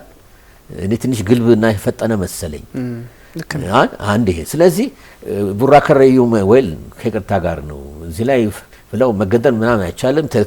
ቴሪቶሪያል ኢንቴግሪቲ ብለው አለ ሚስተር ዩሱፍ አለ አይደለም። ግን የአፍሪካ ህብረትን ኦኤዩን ከዛ ኤዩን ደግሞ ቢሄቨር ስናይ ኤርትራ ላይ እንዴት ነው ያደረጉት ብለዋል። ከኢትዮጵያ ተገንጥላለች ተገቢ አይደለም ብለዋል። ደቡብ ሱዳን ከሰሜን ሱዳን ከካርቱም ተገንጥላ ብለው አላሉ። ተግባብተናል። ስለዚህ ሪያሊቲው ላይ ቤዝድ የሆነ ውሳኔ ነው በሚል ያኔ ለኤርትራና ለደቡብ ሱዳን አድልተዋል። ለነዚህ ግን ሪያሊቲ ቤዝድ የሆነ ውሳኔ መሆን ሲገባው ማለት እንደ ሀገር 35 ዓመት ኤግዚስት ያደረጉ ድሮም ያደረጉ በሚል መልክ ማየት ሲገባቸው 1964 ብለው ይጠቅሳሉ። ለምን እዚህ ላይ ትንሽ ዳብል ስታንዳርድ አለው ለማለት ነው። ስለዚህ ይህም ራሱ ቁልፍ ጥያቄና ብዙ የሚያከራክር ነው። ምክንያቱም አፈጣጠራቸው፣ አመሰራረታቸው፣ የስቴት ፎርሜሽኑ፣ የውስጥ ሪያሊቲው ለምሳሌ ራሱ እንደ ስቴት ኤግዚስት ያደረገ ሀገር ነው። ኤርትራ ግን ተዋግተው መጨረሻና አስመራን ከበው እንትን ያሉ ያውም በነገራችን ላይ በወቅቱ የኢትዮጵያው መሪ እንደው እንትን ለማለት አይደለም ኮሎኔል መንግስቱ ሹልክ ብለው ከሀገር መውጣት ብትን አረጋው እንጂ 150,000 ሰራዊት የሚዋጋ ኤርትራ ነበር ያኔ። ተስፋ ቆርጦ በቃ ቆመ መዋጋቱ። ሻዕቢያ ሲገባ በዚህኛው በደቡብ በኩል ወይ ወደ ሱዳን ሰራዊቱ መበተንና መንቀሳቀስ ጀመረ። ተግባብተናል። ዋቲፍ ለምሳሌ ያኔ አለ አይደለም እነሱ ገብተው የኢትዮጵያን ህልውና አድርጓል ኦኤዩ አላረገም። ተግባብተናል። 30 ዓመት ታግለዋልና ይገባቸው አይነት እነዚህ ሶማሊላንድ አይገባቸውም። ያውም በሰላማዊ መንገድ ነው። ተግባብተናል። ተዋግተው አገር ወድሞ ምን አይደለም እንደ ኤርትራ እንደ ሻዕቢያ ማለት ነው። ስለዚህ ይህንን ስታወዳድር በምን ላይ ተመስርተው ነው? ምክንያቱም ብዙ ጊዜ ኖርማቲቭና ሊጋል ነገሮች አሉ። ህግና ቻርተሮች ምኖች የሚያስቀምጡት ነገር መተዳደሪያ ስታቹዌት አለ። ግን ፖለቲክስ ብዙ ጊዜ ዲተርማይን የሚሆነው ደግሞ the reality on the ground ዲክቴት ያደርጋል። ኢቭን ህጉን የሚያዘው እኮ ህጉንም የሚያጸድቀው ሰዎች ናቸው ተሰብስበው፣ ሀገራት ናቸው። የሀገር ፕሬዚደንቶች፣ ሚኒስትሮች ተሰብስበው የሚያጸድቁት እና የሚታየው ምን መሰለ ፖለቲካው ላይ ስቴት ፎርሜሽን ላይ ሪያሊቲው ላይ አንድ ሀገር በደንብ አስመስክሮ እንደ ሀገር ኤግዚስት ማድረጉን ከቻለ ኦልሬዲ ኤግዚስት ያደርጋል። አይ አልተወለድክም የለህም ነው የሚሏቸው ሶማሊላንዶች፣ ግን አሉ እየታዩ ነው። ያንዲና ማድረግ ነውና አፍሪካ ህብረት ላይ አይ ቲንክ ውሳኔውን በተመለከተ ውሃ በኔ እይታ አካዴሚካሊም ስታይ ውሃ የሚቆጥር ውሳኔ አይደለም ለማለት ነው። ኤክሴፕት ለማስመሰልና አንዳንድ ለማድረግ ነው። ግን ራሱን የቻለ አዋሪ ያስነሳል ነው ብለው ያው አንድ ሀገር እንደ ሀገርነት እውቅና ሲሰጥ ያው ለመንግስታቱ ድርጅትም ለጸጥታው ምክር ቤትም ያው እስራኤል እውቅና ሰጠች ማለት ዲፕሎማቲካሊና ካለው የቀጠናው ባህሪ አንጻር ትልቅ ትርጉም ስላለው ነው። እንግዲህ ብዙ ሰዎች አገር ሆነች አይነት ስሜት ሊሰማው ይችል ይሆናል። ዶንት ነው ናት እንጂ በነገራችን ናት ሀገር ናት ያ ካላት ዲጁሪው ነው እንጂ ሀገር ናት። ዲል ታረጋለች፣ ራሷን ትከላከላለች፣ ራሷን ትሬን የራሳቸው ባጀታል ራሱ ፓርላማ ይሄ ሀገር ነው። ግን ልጅ ነው አሶል ልጅ ወልጃለሁ ግን ልጅ አይደል አላቅህም እንደማለት ነው። በዲፋክቶ በህግ ልጅ አይደለም ከጋብቻ ውጭ የተወለደ ነው እንደማለት to some extent ነገር ያስኬዳል። ኦፍ ኮርስ እሱማ እንደ እንኳን በአፍሪካ ቀንድ ቀርቶ በአፍሪካ ፖለቲካም በምስራቅ አፍሪካ ፖለቲካም እንደ ሶማሊላንድ የረጋ ፖለቲካ ምርጫ የሚያደርግ አስተማማኝ የሆነ የፓርላማ ስርዓት ያለው ሰላም ያለበትም ኦፍ ኮርስ አስቸጋሪ ነው። ግን ያው የመንግስታቱ ድርጅት አባላት ሞር በዩኤንጂኤም በዩኤንኤስሲም ውስጥ እውቅና መስጠት አለበት። ከዛ እንደ ሀገር ልክ እንደው ከሚለው አንጻር እንደነ ደቡብ ሱዳኖቹ እነዛን መንገዶች እስካሁን እስካልተሄደ ነው እንጂ እንደ እንትን ከታየን ፕሮሰሱ አሁን ያልከው ፕሮሰሱ ጀምረዋል። አሁን እስራኤል ጀመረች የሚቆም ነገር አይደለም። አሜሪካ ሞስት ፕሮባብሊ ዩኬ፣ ዩናይትድ ኪንግደም፣ ደቡብ ሱዳንም መግለጫ ይጠበቅነበትና አማታ ደቡብ ሱዳንም በጣም የሚደግፉት ነገር ነው አሉ ሀገራት ስካንዲኔቪያ ሀገራት ዴንማርክ የመሳሰሉት ሞር ሊበራል ናቸው። ኖርዌጂያን ኤርትራንም የሚደግፉት ከድሮ ጀምሮ በዚህ ኮንሴፕታቸው መሰረት ነው፣ አቋማቸው መሰረት ነው። ብዙ ሀገራት እንትን ብለዋል፣ በቃ ተሰልፈዋል። አሁን ይቀላል፣ ቀለል ይላል። የመጀመሪያውን ብትርና ተቃውሞ የምታገኝ እስራኤል ናት። ያን ደግሞ ለመሸከም ትከሻ ያላት ሀገር ናት። ከዛ በኋላ ደግሞ ሁለተኛው ከዛ በኋላ ኖርም ይሆናል። ኢቭን ኢትዮጵያ ገና ጥያቄውን አላነሳህም እንጂ ምናልባት ወደ ኋላ ጠይቀን ይሆናል ካልክም ከዚሁ እንትን ማለት እንችላለን። ላዛባብህ አልፈልግም የእንትንህን ጥያቄዎችህን። ግን ከተባለ ኢትዮጵያ ሱቅና ሰጣለች አትሰጥም፣ ትልቅ ጥያቄ ነው። ኮንሰርን ያደርገናል፣ ትልቅ ጥያቄ ነው። እንደገና ደግሞ መቼ ነው የምታደርገው? በምን መልክ ነው የምታደርገው? ይህን ሁሉ ያለ ጥርጥር የኢትዮጵያ መንግስት ኦልሬዲ የሚዋይበት አቋም የሚወስድበት አቋም የተወሰደበትን ደግሞ የሚያስተካክልበት ትዊን የምታደርግበት ሁኔታ ላይ ነው ያለ ነው እና መቼ እናድርገው? እንዴት እናድርገው? ብናደርገውስ ምን ጠንቅ ይዞብን ይመጣል? ከህዝቡስ በኩል ከራስህ ህዝብ ፓብሊኩ ድጋፍ ይኖራል አይኖርም? እንደምናየው ኦቨርዌልሚንግ የሆነ ድጋፍ አለ ከኢትዮጵያ ህዝብ። ኦቨርዌልሚንግ የሆነ ድጋፍ አለ ለዚህ አቋም። ህዝቡም አሳይቷል መድረኩ ላይም ሰውም ሁሉ የሚናገር ውጭ ውስጥ ያለው። ስለዚህ ህዝብንም ሁሉ ታያለ። ጎረቤት ሀገራትስ ምን ይላሉ? ኬንያ ለምሳሌ ዲያር ሬዲ በነገራችን ላይ እነሱም ሬኮግናይዝ የሚያደርግ ናቸው። ደቡብ ሱዳን ብቻ ሳይሆን ኬንያም ራሳቸው ኤክሴፕት ጅቡቲና ኤሪትሪያ ነው እንጂ አሁን እንደውም ጅቡቲ ትናንት የድጋፍ ሰልፍ ሁሉ ነበረ። መንግስት ሊቆጣጠረው አልቻለም። ጅቡቲና ሲቲ ውስጥና አካባቢው ይሄ ሁሉ ያሳያል። አንድ አይነት ሴንቲሜንት በኢሳው ጎሳና በአፋሮች ይሆናሉ ያለው ስሜት ያሳያል። ስለዚህ ኢትዮጵያ እንዴት ነው የምታደርገው ነው? መቼ ነው የምናደርገው? 6 ወር በኋላ ነው? አመት በኋላ ነው? ወይስ ነገ ተነገ ወዲያ ነው? ስናረግስ ከበድ ባለ ሁኔታ ነው መሪዎቹ ጋር ሄደን እንትን ምንለው ወይስ አላ ዲፕሎማቲካሊም ደረጃዎች አሉ? ቀስ ብለህ በፕሬስ ሪሊዝ ቀዝቀዝ አድርገህ የምታወጣው ሁኔታ ይኖራል። ምላሹ ነው ደግሞ የሚያሳስበን። ምላሹ የሚጠበቅ አለ። እንደገና ደግሞ የአፍሪካ መዲና በመሆናችን ትልቁ ነጥብ አይ ቲንክ እኛ ኮንሰርናችን እና አንክሸስ ምን ሆነው እሱን ሳንጥስ አክብረን እንዴት አድርገን ነው የምናደርገው የሚል ነው። እንግዲህ እዚህ ላይ እንግዲህ ባላንስ ማድረግ ናሽናል ኢንትረስት አለ፣ አፍሪካዊ ኢንትረስት አለ። መንግስት ምንድነው እንዴት ነው ባላንሱን የሚያደርገው? ኢትዮጵያ ኢንትረስት እና ጥቅም አለ። አሁን ያለንበት በጣም በትልቅ ፕሬሸር ላይ ነው ያለነው። ጅቡቲ፣ ኤርትራ በደንብ አድመው ማለት ይችላል ሴራ ውስጥ አሉ። ፋክት ነው። እስከ ሚሊተሪ ቤዝ ማያቋቁሙበት ምንም ምክንያት አይታየኝም። አገራችን በዚህ ሁኔታ ስላለች እኔ እንደውም ነው ጉዳያችንን በዝርዝር ብናስረዳ የማጆሪቲውን አፍሪካ ሜምበር ካንትሪስ ኦፍ ኤዩ እናገኛለን ነው ምለው። ሚስተር ዩሱፍ ያሉትን ብለዋል። ፋይን አሰራርም ስለሆነ ይሆናል ወይም ሌላም ጉዳይ ሊኖር ይችላል። ግን ይሄ ጉዳይ እንኳን ኢትዮጵያ ዛሬ ወይ ኔክስት መንት እውቅና አድርገን ያው እሪ ይባላል። እሪ የሚላል የሚደግፍም አለ የሚከተልንም አለ። ያለ ጥርጥር ማጆሪቲ ኦፍ አፍሪካን ካንትሪስ የሶማሊላንድን ነጻነትና እንትን ላይ ድጋፍ በደንብ ሬንደር እንደሚያደርጉ ኬንያ ሳትቀር አቋም እንደውም ጥናት ተደርጎ ነበር። ብዙ ሀገራት 20 በላይ በአጭር ጊዜ ውስጥ እንትን ሊሉ ይችላሉ፣ እውቅና ሊሰጡ ይችላሉ። ስለዚህ ኢትዮጵያ ጠንከር ብለን ትከሻችን አስተካክለን የፈለገውን ጭንፍር ሆነ ዱላ እንኳን ኢትዮጵያ ላይ የሚሰነዝር ብዙ ደፋር የሚኖር አይመስለኝም። ግን አርጩሜም ሆነ አንዳንድ ቨርባል ነው ብዙ ጊዜ የሚሆነው ቢል ለመመከት አይ ቲንክ ብቁ ነን ባይ ነኝ። ዲፕሎማቲካሊ ሚኒስቴር መስሪያ ቤቱ ኤሊኮንት በሆነ ሁኔታ በተባበሩት መንግስታትም እኛን ለመውቀስ እንኳን ቢያነሱ ለመመለስ እንችላለን፣ ኮምፒተንት ነን ባይ ነኝ። እና ጉድ ይባላል። ጉድ እንዴት ተደርጎ ነው የሚባለው?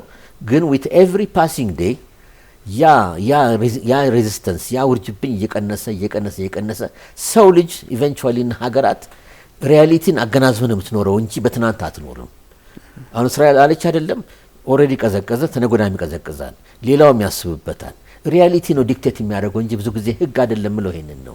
ሪያሊቲውን ደግሞ ምንድነው በደንብ ጀስቲፋይድ በሆነ መንገድ ከሆነ እቺ ሶማሌላንድ ዛሬ ተነስታ ልገንጠል በአንድ ወር ንቅናቄ ልገንጠል ያለች ሳይሆን ታሪኩንም ዳራ ተነጋግረናልና የብዙ አመት ታሪክ ስላላቸው በፊትም ነጻ ስለሆኑ አሁንም ነጻነታቸውን 34 35 ስላስመሰከሩ ብዙ አንደርስታንዲንግና ሲምፓቲ አለ ነው ምለው ከአውሮፓ ሀገራት ኦፍ ኮርስ የታወቀ ነው ኢቭን ከአፍሪካ ሀገራት። ስለዚህ ኢትዮጵያ እንኳን እንዲህ ብላ ብትል እንደ ሊቢያ ወፈፍ ያሉ ሀገራት በፊት እንደነበረው 2-3 ሀገር በተለይ ግብጽ ቡራ ከረዩ አዋራ እንዲነሳ ይፈልጋሉ ባይ ነኝ። ሶማሊያም ራሷ የመጀመሪያው ኦፍ ኮርስ ይመለከተኛል ነው የምትለው። ነገር ግን ይታይ አንድ ቀን ተቆጣጥሮ ማያውቁት ሀገር እኮ አንድ ቀን እንኳን ሀርጌሳና በርበራ ድረስ ሄደው ሊቆጣጠሩ አንድ ቀን እዛ ገብቶ አያውቁም። ባሁን እንኳን ጁባላንድ ባሁን እንኳን ሂርሸቤሌ ብትል ባሁን እንኳን ሌላ ስቴቶች ፑንትላንድ ብትል አትሊስት ትላለ። ኢቨን ፑንትላንድ እንኳን ከብዷቸው አልቻሉም። ስለዚህ አለኝ የኛ አካል ናችሁ ነው። ያ አካል ግን እኮ ከሄደ ስንት ዘመኑ ነው። ዝም ብሎ በእንትን በኢማጂኔሽንና በፋንታሲ ሊሆን አይችልም። ስለዚህ ከሶማሌ በግብጽ ተደግፋና የተወሰኑ ጅቡቲም ሶስቱ ግንባር ቀደም ሆነው በአፍሪካ ህብረት ስብሰባም አሁን ፌብሩዋሪ ላይ ስብሰባ አለ። በነገራችን ላይ አዲስ ፕሬዚደንት ይመረጣል። የቼርፐርሰኑ ከአንጎላ ታስረክባል። ደንብ ነው፣ ፕሮሲጀራል አካሄድ ነው። እዛ ላይ ቡራ ከረዩ ሊባል ይችላል። ግን ይሄ ደግሞ ያለ ጥርጥር አጀንዳ አይተም ሆኖ ስለ ሶማሊላንድ ውይይት ተደርጎበት አቋም ይወሰዳል ነው። ስለዚህ ማጆሪቲው ይደግፋልና ኢትዮጵያ ከዚህ ከወዲሁ አቋማችን ብናሳይ እንደውም ኤክስፔክትድ የሆነ ነው። ለህልውናዋ ስትል ምርጫ እኮ አሳጥተውናል እኮ ቀዳና ሁሉ ደፍነው አንቀው ይዘውናል። ይህን ሪያሊቲ እኮ ብዙ ሀገራት ሲምፓቲውም በአካዳሚያም በምንም በደንብ አለ ኢትዮጵያ ላይ። እንደውም እንደ ዳተኛ እንደ አቅም ኖረው እንደ አቅመ ቢስ የምንቆጠርበት ሁኔታ ላይ ያለ ነው አይደለም። ወንድ ይሆን ካውጣኝ ብሎ ፑቲን እንዳረገው ለምሳሌ የፈለገነው ማድረግ ስንችል አናረግም። እናርግ ማለት አይደለም፣ አለማድረጋችን ያስከብሩናል። ግን ሲምፓቲ በደንብ አለ በብዙ አፍሪካ ሀገራት። ስለዚህ ኢትዮጵያ እውቅና ብትሰጥ እኔ ያን ያህል ጉድ የሚያሰኝ አይደለም። ያቺ 2-3 ቀን ዲፕሎማቲካሊ እንደ ፌንሲንግ ነው። ምን ላይ ይሰጥበታል፣ ታብራራለህ፣ ምን ትላለህ።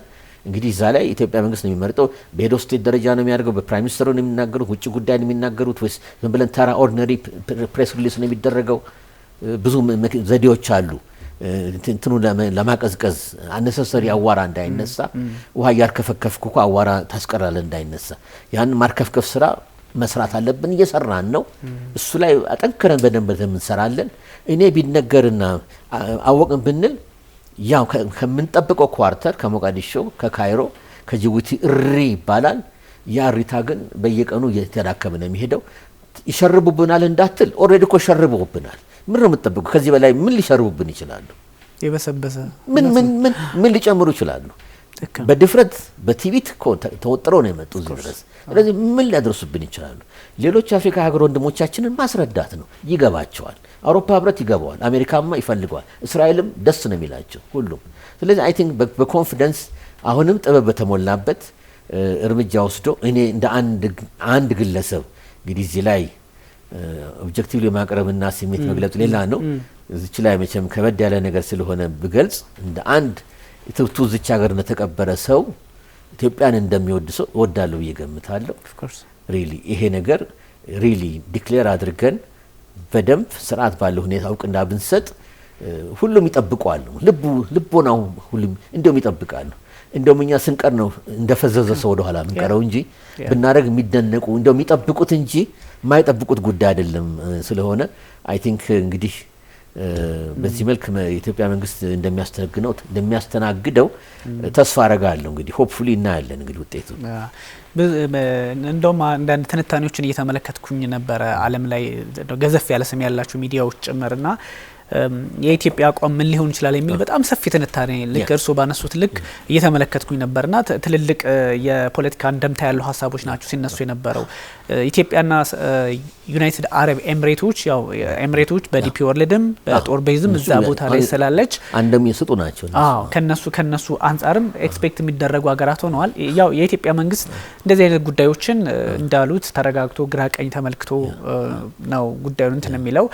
ግን የመጣችው እስራኤል የምትባል ሀገር ናት። አሁን ብዙ ሰዎች እስራኤል ሲባል ከአንዳንድ ጉዳዮች ጋር ከጋዛው ጦርነት ከሆኑ ሚድልስ ላይ ከምታረጋቸው ጉዳዮች ጋር ሊያገናኙ ይችላል። እንደዛ ሳይሆን እስራኤል እዚህ ቦታ ላይ መምጣቷ ለኢትዮጵያ የሆነ አድቫንቴጅ ዞ እንደመጣ ይሰማኛል። ምክንያቱም ሁሉም ቦታ ላይ እንዳትውጭ ተብላ የተዘጋች ሀገር ናት። እንግዲህ ሀገሩን ወዳለው የሚል ኢትዮጵያዊ ካለ እንግዲህ ጉሮሮ እየተዘጋ ጉሮሮን በተወሰነ መጠን ታንቆ ሊያስከፍት የሚችል አማራጭ እንግዲህ እስራኤል ስለመጣች ኢትዮጵያን ለማገልገል አይደለም የመጣችው ራሷን ለማገልገል ነው።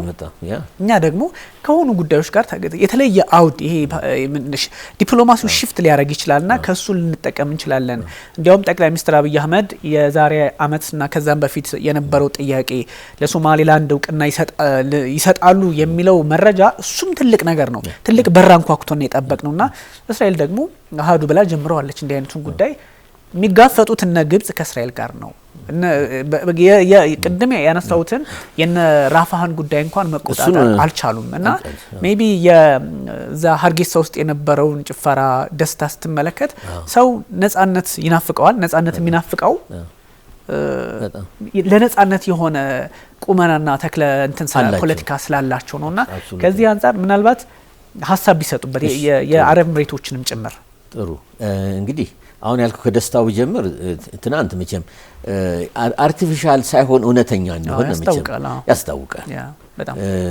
የህዝቡን ስሜት ሴቱ ሰውቱ በጣም የሚገርም እኔ መቼም ኢምፕረስ የሚገርሙ ህዝቦች ናቸው። እንዳልኩት መጨለታ በአንተ ፕሮግራም ሀገራቸውን የሚወዱ ኮስታራ የሆኑ ስራቸውን የሚሰሩ ኢቭን ዲፕሎማቶቹ ኮስተር ያሉ ቋንቋቸው፣ ችሎታቸው፣ ሀገር አወዳዱ ይሄን ነው የሚያሳየው። እንግዲህ ተማሪዎች ከዛ ሳይቀር ደውለዋል። እንግዲህ በአጭር ጊዜ ያፈራኋቸው ባለስልጣን ናቸው ብዙዎቹ ዲፓርትመንት ኃላፊ ምኖች እንኳን ደስ ያላችሁ ብያለሁ። እኔ ግን ከይቅርታ ጋር ነው መናገር አለብኝ። ምክንያቱም ሶሻል እንትን ላይ ስለሚታይ ስለሚነበብም እኔም ድብቆሽ አልወድም። ፊት ለፊት እንትን ብዬ ማምንበትን አስቀምጬ ከዛ መነጋገር ነው። ድብቆሽ አልወድምና በደንብ ተነጋግረናልና አሰምተውኛል። ማታም ቀንም ከሰዓት ጀምሮ እንዲሁም ሊሆን ሲል ሁሉ ነግረውኛል። ልናረግ ነው ሲሉ በጣም የተደሰትኩት አመኔታቸው ማለት ነው። እና ምን ያሳያል? ይሄ የህዝቡን ቁርጠኝነት ዲተርሚኔሽን ያሳያል። ልትመልሰውም አትችልም። እንደውም ጨዋ አርጌ ነው የቆጠርኳቸው። ማለት ከቁጥራቸው ውጪ ነው የሆነው። ሀገራት ፈርተው በይሉኝታ ማመን ይለኛል በሚል nobody wanted to break the first አይሱን ብሬክ ለማድረግ መጀመሪያ መሆን አልፈለገም። አሁን ግን እስራኤሎች አስበው ሲያደርጉ ብዙ ሸክማቸውን የወረደው ደስታቸውን የጨመረው በጣም ፍላጎታቸው እንትን ያለና ፈንክሽን እንደ ሀገር እኔ አሁን ኤርትራና እነሱን አወዳድር ብትል እኔ አይቼዋለሁ። እንደ ሀገር ፈንክሽን ያደርጋሉ። ፓርላማው ይሰራል፣ ባጀት አላቸው። አንጣልኝ ያስመራን ውጭ ጉዳይ ሚኒስቴሩ ባጀቱ ምን ያህል ነው? ሚኒስቴር መስሪያ ቤቱ ይከራከራሉ ወይስ የስቴት እንኳን ካራክተር የለው? እንግዲህ እሱም ነፃ ነኝ ብሎ እንትን የሚንቀሳቀስ በደመ ነፍስ የሚንቀሳቀስ እንትን ነው። ጅቡቲንም አንጣልኝ እነሱ ወዳይ ስለሆነ ብዙ ሳንተች ቆይተናል እስካሁን። ዝርዝር ግን መንግስት አሰራራቸውን ብታይ ቤተሰባዊ ስልጣን አከፋፈሉን ያለውን ዝርክርክነትና ኮራፕሽንና ኒፖቲዝም እንደውኛ ወንድም ህዝብ ስለሆን የሰው ገመናን በባህላችን መሸፈን ስለምንወድ እንጂ እውነት እንደው ይሰጣ ብንል ብዙ ነገር ማስጣት ይቻላል ስለነሱ ድክመት እና ይሄ ጀንዊን ነውና ተቀባይነት ይኖረዋል። ኢትዮጵያ ዲዘርቭት ደግሞ ዲዘርቭ ያደርጋሉ። ታግለዋል። የታገለ ሰው ነው። ዝም ብሎ ብቻ ስጡን ቁጭ ብሎ ስጡን ማዘዝ አይደለም። አላዘዙም። ዲዘርቭት ደክመዋል። በመላው ዓለም ዞረው እውቅና ለማግኘት ጥረዋል ዲፕሎማቲካሊ። የሱም ፍሬያቸው ይሄው አሁን አግኝተዋልና ህዝብ ደግሞ ዲዘርቭ አገር ሲያደርግ ይገባዋል አለቀ። እንደገና ደግሞ አሁንም ባጭሩ ማስቀመጥ ፈልክ ከኢትዮጵያ ጋር ያላቸው አታችመንት ይገርማል። ፍቅራቸው፣ ከበሬታቸው ከኛ ጋር እንደ ትልቅ ወንድም የተለየ ግንኙነት መፍጠር እንግዲህ አሁን ኤርትራኖች እንደዛ ቢሆን ያው የያዘው መንግስት ነው እንጂ ህዝቡ ቢሆን መቼም ሌላ ነገር ውስጥ እንገባ ነበር። የሚያሳዝን ነው። እነዚህ ግን ጄንዌንሊ ከኛ ጋር እንደ ትልቅ ወንድም አብሮ መስራት፣ መተጋገዝ፣ ተጠቀሙ ያላችሁን እንፈጽማለን የሚሉ ናቸው። ብዙ ምኞቶቻችን በነገራችን እውቅና ብንሰጥ እኮ በቃ ወዲያው ስራ እንጀምራለን። ቀጥታ ከጅቡቲም ሆነ ከዋት ሽፍት እያደረግን የተወሰነውን ፐርሰንቴጅ ግራጁዋሊ ሽፍት እያደረግን ወደዛ ከዛ ደግሞ ለምናስበው ሚሊተሪም ሆነ ኔቫል ፎርስም ሆነ ምንም ሁሉ እኮ ይመጣል። እሱ ላይ እኮ እንትን እስከማገው ድረስ ብዙ ተቃውሞ የለም። ከሶማሊላንድ ተቃውሞ የለም። አይ መብታችን አስከበር፣ እነሱም ታላቅ ወንድም አለኝታ አገኙ ማለት ነው። በእኛ ይመካሉ። ያየሁት ይሄንን ነው። ታላቅ ወንድም አገኙ ማለት ነው። አብረን ማናድግበት ምንም ሁኔታ የሚከለክለን ነገር የለም ባይነኝና ስለዚህ they deserve it ይመስላል። የአረቡን ያልከውን ነገር ወደ ጋዛም ብንሄድ እንደውም አንድ ነጥብ አለ መችለታም ያልተነሳ ሴንቲሜንቱ ብዙዎቹ ዴሞክራቲክ ሀገር አይደሉም። በራስ መተማመን የለም። እግዚአብሔር ሀብት ሰጥቷቸዋል። ብዙዎቹ ኢኮኖሚያቸው ዲፔንድ የሚያደርገው ዘይት ላይ ነው። ዘይቱ ፋይናይት ነው፣ እያለቀ ነው። ብልጥ የሆነው ዱባይና አቡዳቢና ኤሚሬቶች ወደ ሌላ ሽፍት እያደረጉ ነው፣ ወደ ዲጂታል ኢኮኖሚና ወደ መሳሰለው ብልጥ የሆነው። ሌላው ዝም ብሎ ያንን እንትን እያለ አንድ ቀን ጉድ ይሆናል።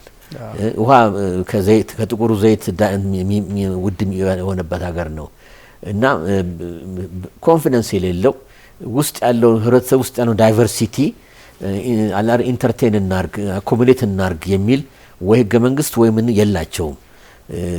ተግባብተናል።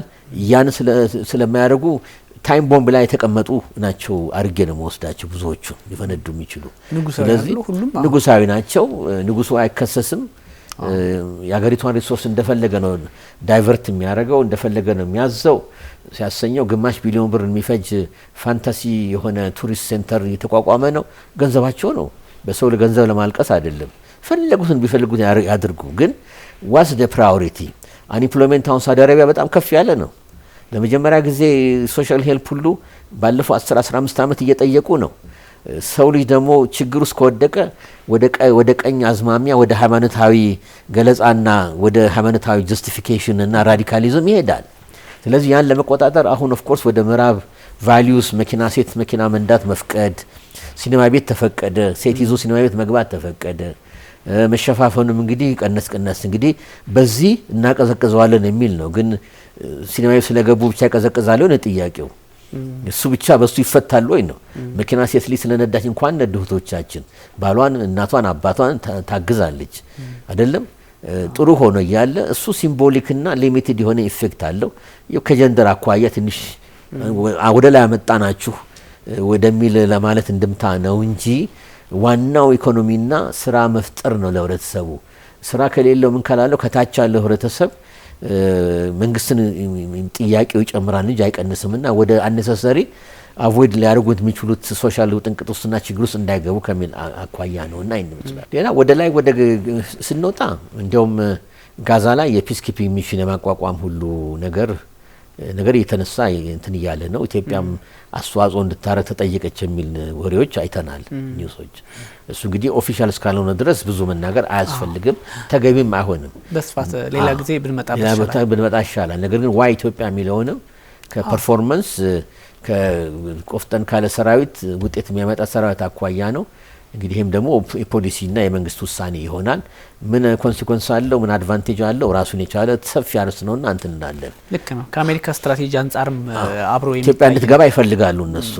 እኛ ደግሞ እዛ ድረስ ሄደን ምንድነው የምናደርገው፣ ምን አድቫንቴጅ አለን፣ በአረቡ ዓለም ምንድነው ጠንቁና የሚሆነው። ምሳሌ ያኔ አፄ ኃይለ ሥላሴ 1967 ጦርነት እንደ አውሮፓ አቆጣጠር በኋላ ከእስራኤል ጋር በጣም ጠንካራ የሆነ ታሪካዊ ሂስቶሪካል ሚቶሎጂን በለው ግንኙነት እያላቸው ቅሉ አስበው ከእስራኤል ጋር ዲፕሎማቲክ ግንኙነት ሁሉ አቋርጠው አረብ ሀገራት ቤተሰብ ጋር ለአረቦች ሲሉ ተጠብሰዋል፣ ገብተዋል። እሱም ራሱን የቻለ ጠንቅ ነበረው። ተግባብተናል። ስለዚህ ፎር ኤቭሪ አክሽን እና ሪአክሽን እና ዲሲዥን የራሱ የሆነ ኮንሲኩዌንስ ይኖረዋል ለማለት ነው።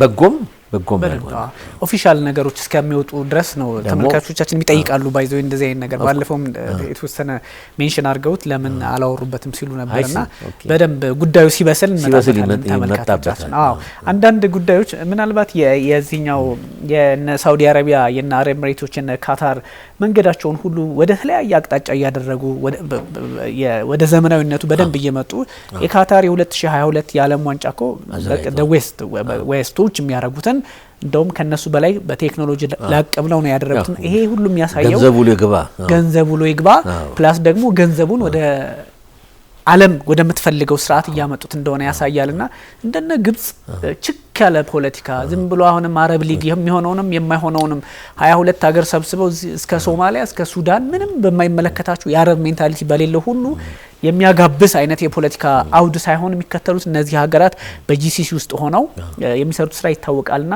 እነዚህ ሀገራት ጠንክረው ቢወጡም ባይወጡም ግን አንዳንድ ጉዳዮች አሁን የአልሻባብም ጉዳይ እኮ በደንብ የሚነሳበት አጋጣሚ ይፈጠራል። ፕሮፌሰር እዚህ ላይ አልሻባብስ ምንድነው የሚሆነው? እስራኤል የምትባል አገር እዚህ ገብታ አሜሪካ በጣም ቤዟን ታገኛለች፣ እንደፈለገች እዚህም እዛም ልትል ትችላለች።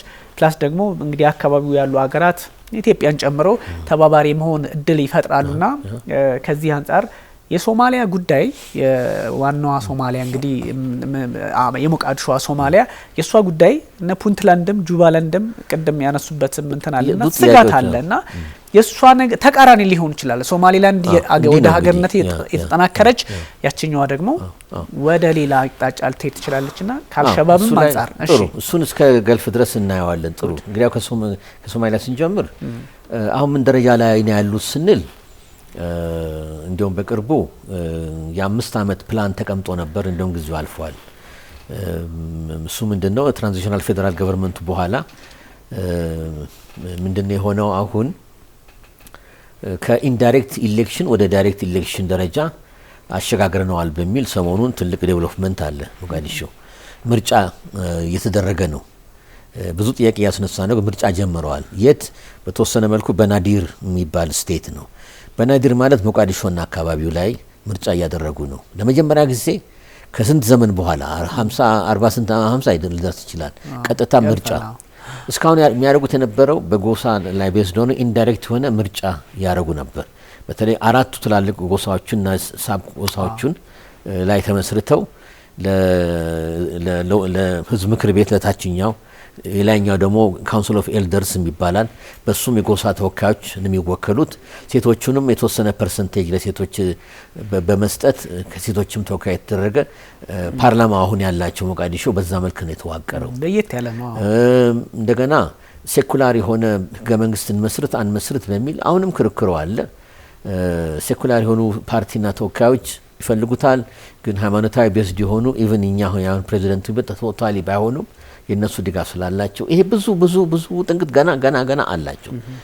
ያልተረጋጋ ነገር ነው። እንደገና ሪጂናል ስቴቶቹ ስታተስ ተሰጥቷቸዋል። ጁባላንድ የራሱ ጥያቄ አለው። ከላይ ደግሞ ሰሜን ፑንትላንድ የራሱ ጥያቄ አለው። ፑንትላንዶች ከሶማሊላንድ ከሶማሊያ መገንጠሉን አይፈልጉም። ነገር ግን ዲሞክራታይዝድ የሆነ ኦፕን የሆነ በተለይ የዳሮድን ክላን መብት የሚያስከብር አዲስ ስርዓት ይፈልጋሉ። ከታች ካለው ከሀውያ ዶሚኔትድ የሆነ ሞቃዲሾ ብዙ ጊዜ ታሪካቸው ከባሬ ጀምሮ በእነሱ ዶሚኔትድ የሆነ መንግስት አይፈልጉም። የራሳቸው የሆነ ክላን መጠባበቅ፣ መተያየት፣ መጠባበቅ፣ ትከሻ መፈታተሽ፣ እኛስ ውክልናው ዝቅ ብሏል ይከፍ ይበል የሚል ብዙ ጥንቅት ፖለቲካ ራሱን የቻለ ኢንትረስቲንግ የሆነ ቻሌንጂንግ የሆነ በጣም ግን ኢንትረስቲንግ የሆነ የጎሳ ፖለቲካ ላይ የተመሰረተ ትራንዚሽናል ሶሳይቲ ፎርም እያረጉ ነው። እነሱ አላበቃም፣ በንጥልጥል ነው አሁንም ያለው። ምኞታቸው ግን ዳይሬክት ወደ ሆነ ኢቨን ፕሬዚደንቱን ለሚቀጥለው ምርጫ ላይ ፕሬዚደንቱ ራሱ በእያንዳንዱ ሶማሌ ዋን ማን ዋን ቮት በሚል እንጂ በጎሳ ኢንዳይሬክትሊ ፕሬዚደንቱ እንዳይመረጡ ሁሉ ወደ መለወጡ ደረጃ ላይ እየደረሱ ነው ማለት ነው። እዚህ ላይ ኮንፊግሬሽን ውስጥ እንግዲህ እነዚህ ሪጂናል እንደ ወርሎድ ደረጃ የተጀመሩ ከዛም ሪጂናል ስቴቶች የተቋቋሙት ስቴክ ሆልደር ነንና መብታችን መከበር አለብን ባዮች ናቸው። እሱ ነው አሁን እሱ ላይ ነው ያሉት። አልተጣጣሙም ገና። እንደውም ጁባላንዶች አንደም 2-3 ይሄ ከሆነ እኛም እንገነጠላለን የሚል ጥያቄ ሁሉ እያነሱ ነው። ይታይ ይሄን መርሳት እስከ ራስ ካምቦኒ ድረስ ማለት ነው ያለውን በሉ ኬንያ ጠረፍ ድረስ እንገነጠላለን ባይ ናቸው።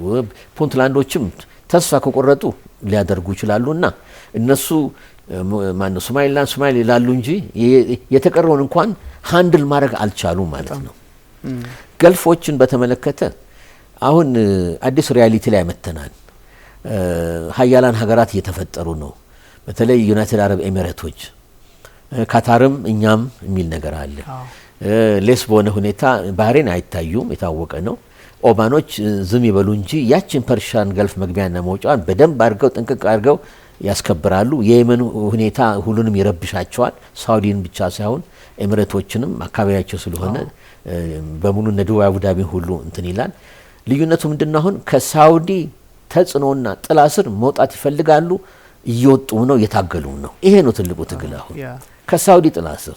ሳውዲ በግዝበቷ በህዝብ ብዛት ቆዳ ስፋት ዴዘርት ነው አብዛኑ፣ ግን በኢኮኖሚያቸውና በእንትን እነዚህ ግን አማራጭ ህብረተሰብ መሆን እንደሚችሉ አስመስክረዋል። በተለይ ዱባይና አቡዳቢ ዩኤኢ ስር ኤሚሬት ሁለቱ ስቴቶች ዋነኛ ፌዴሬሽን ውስጥ ትልቁ ስቴቶች ሁለቱ ናቸው።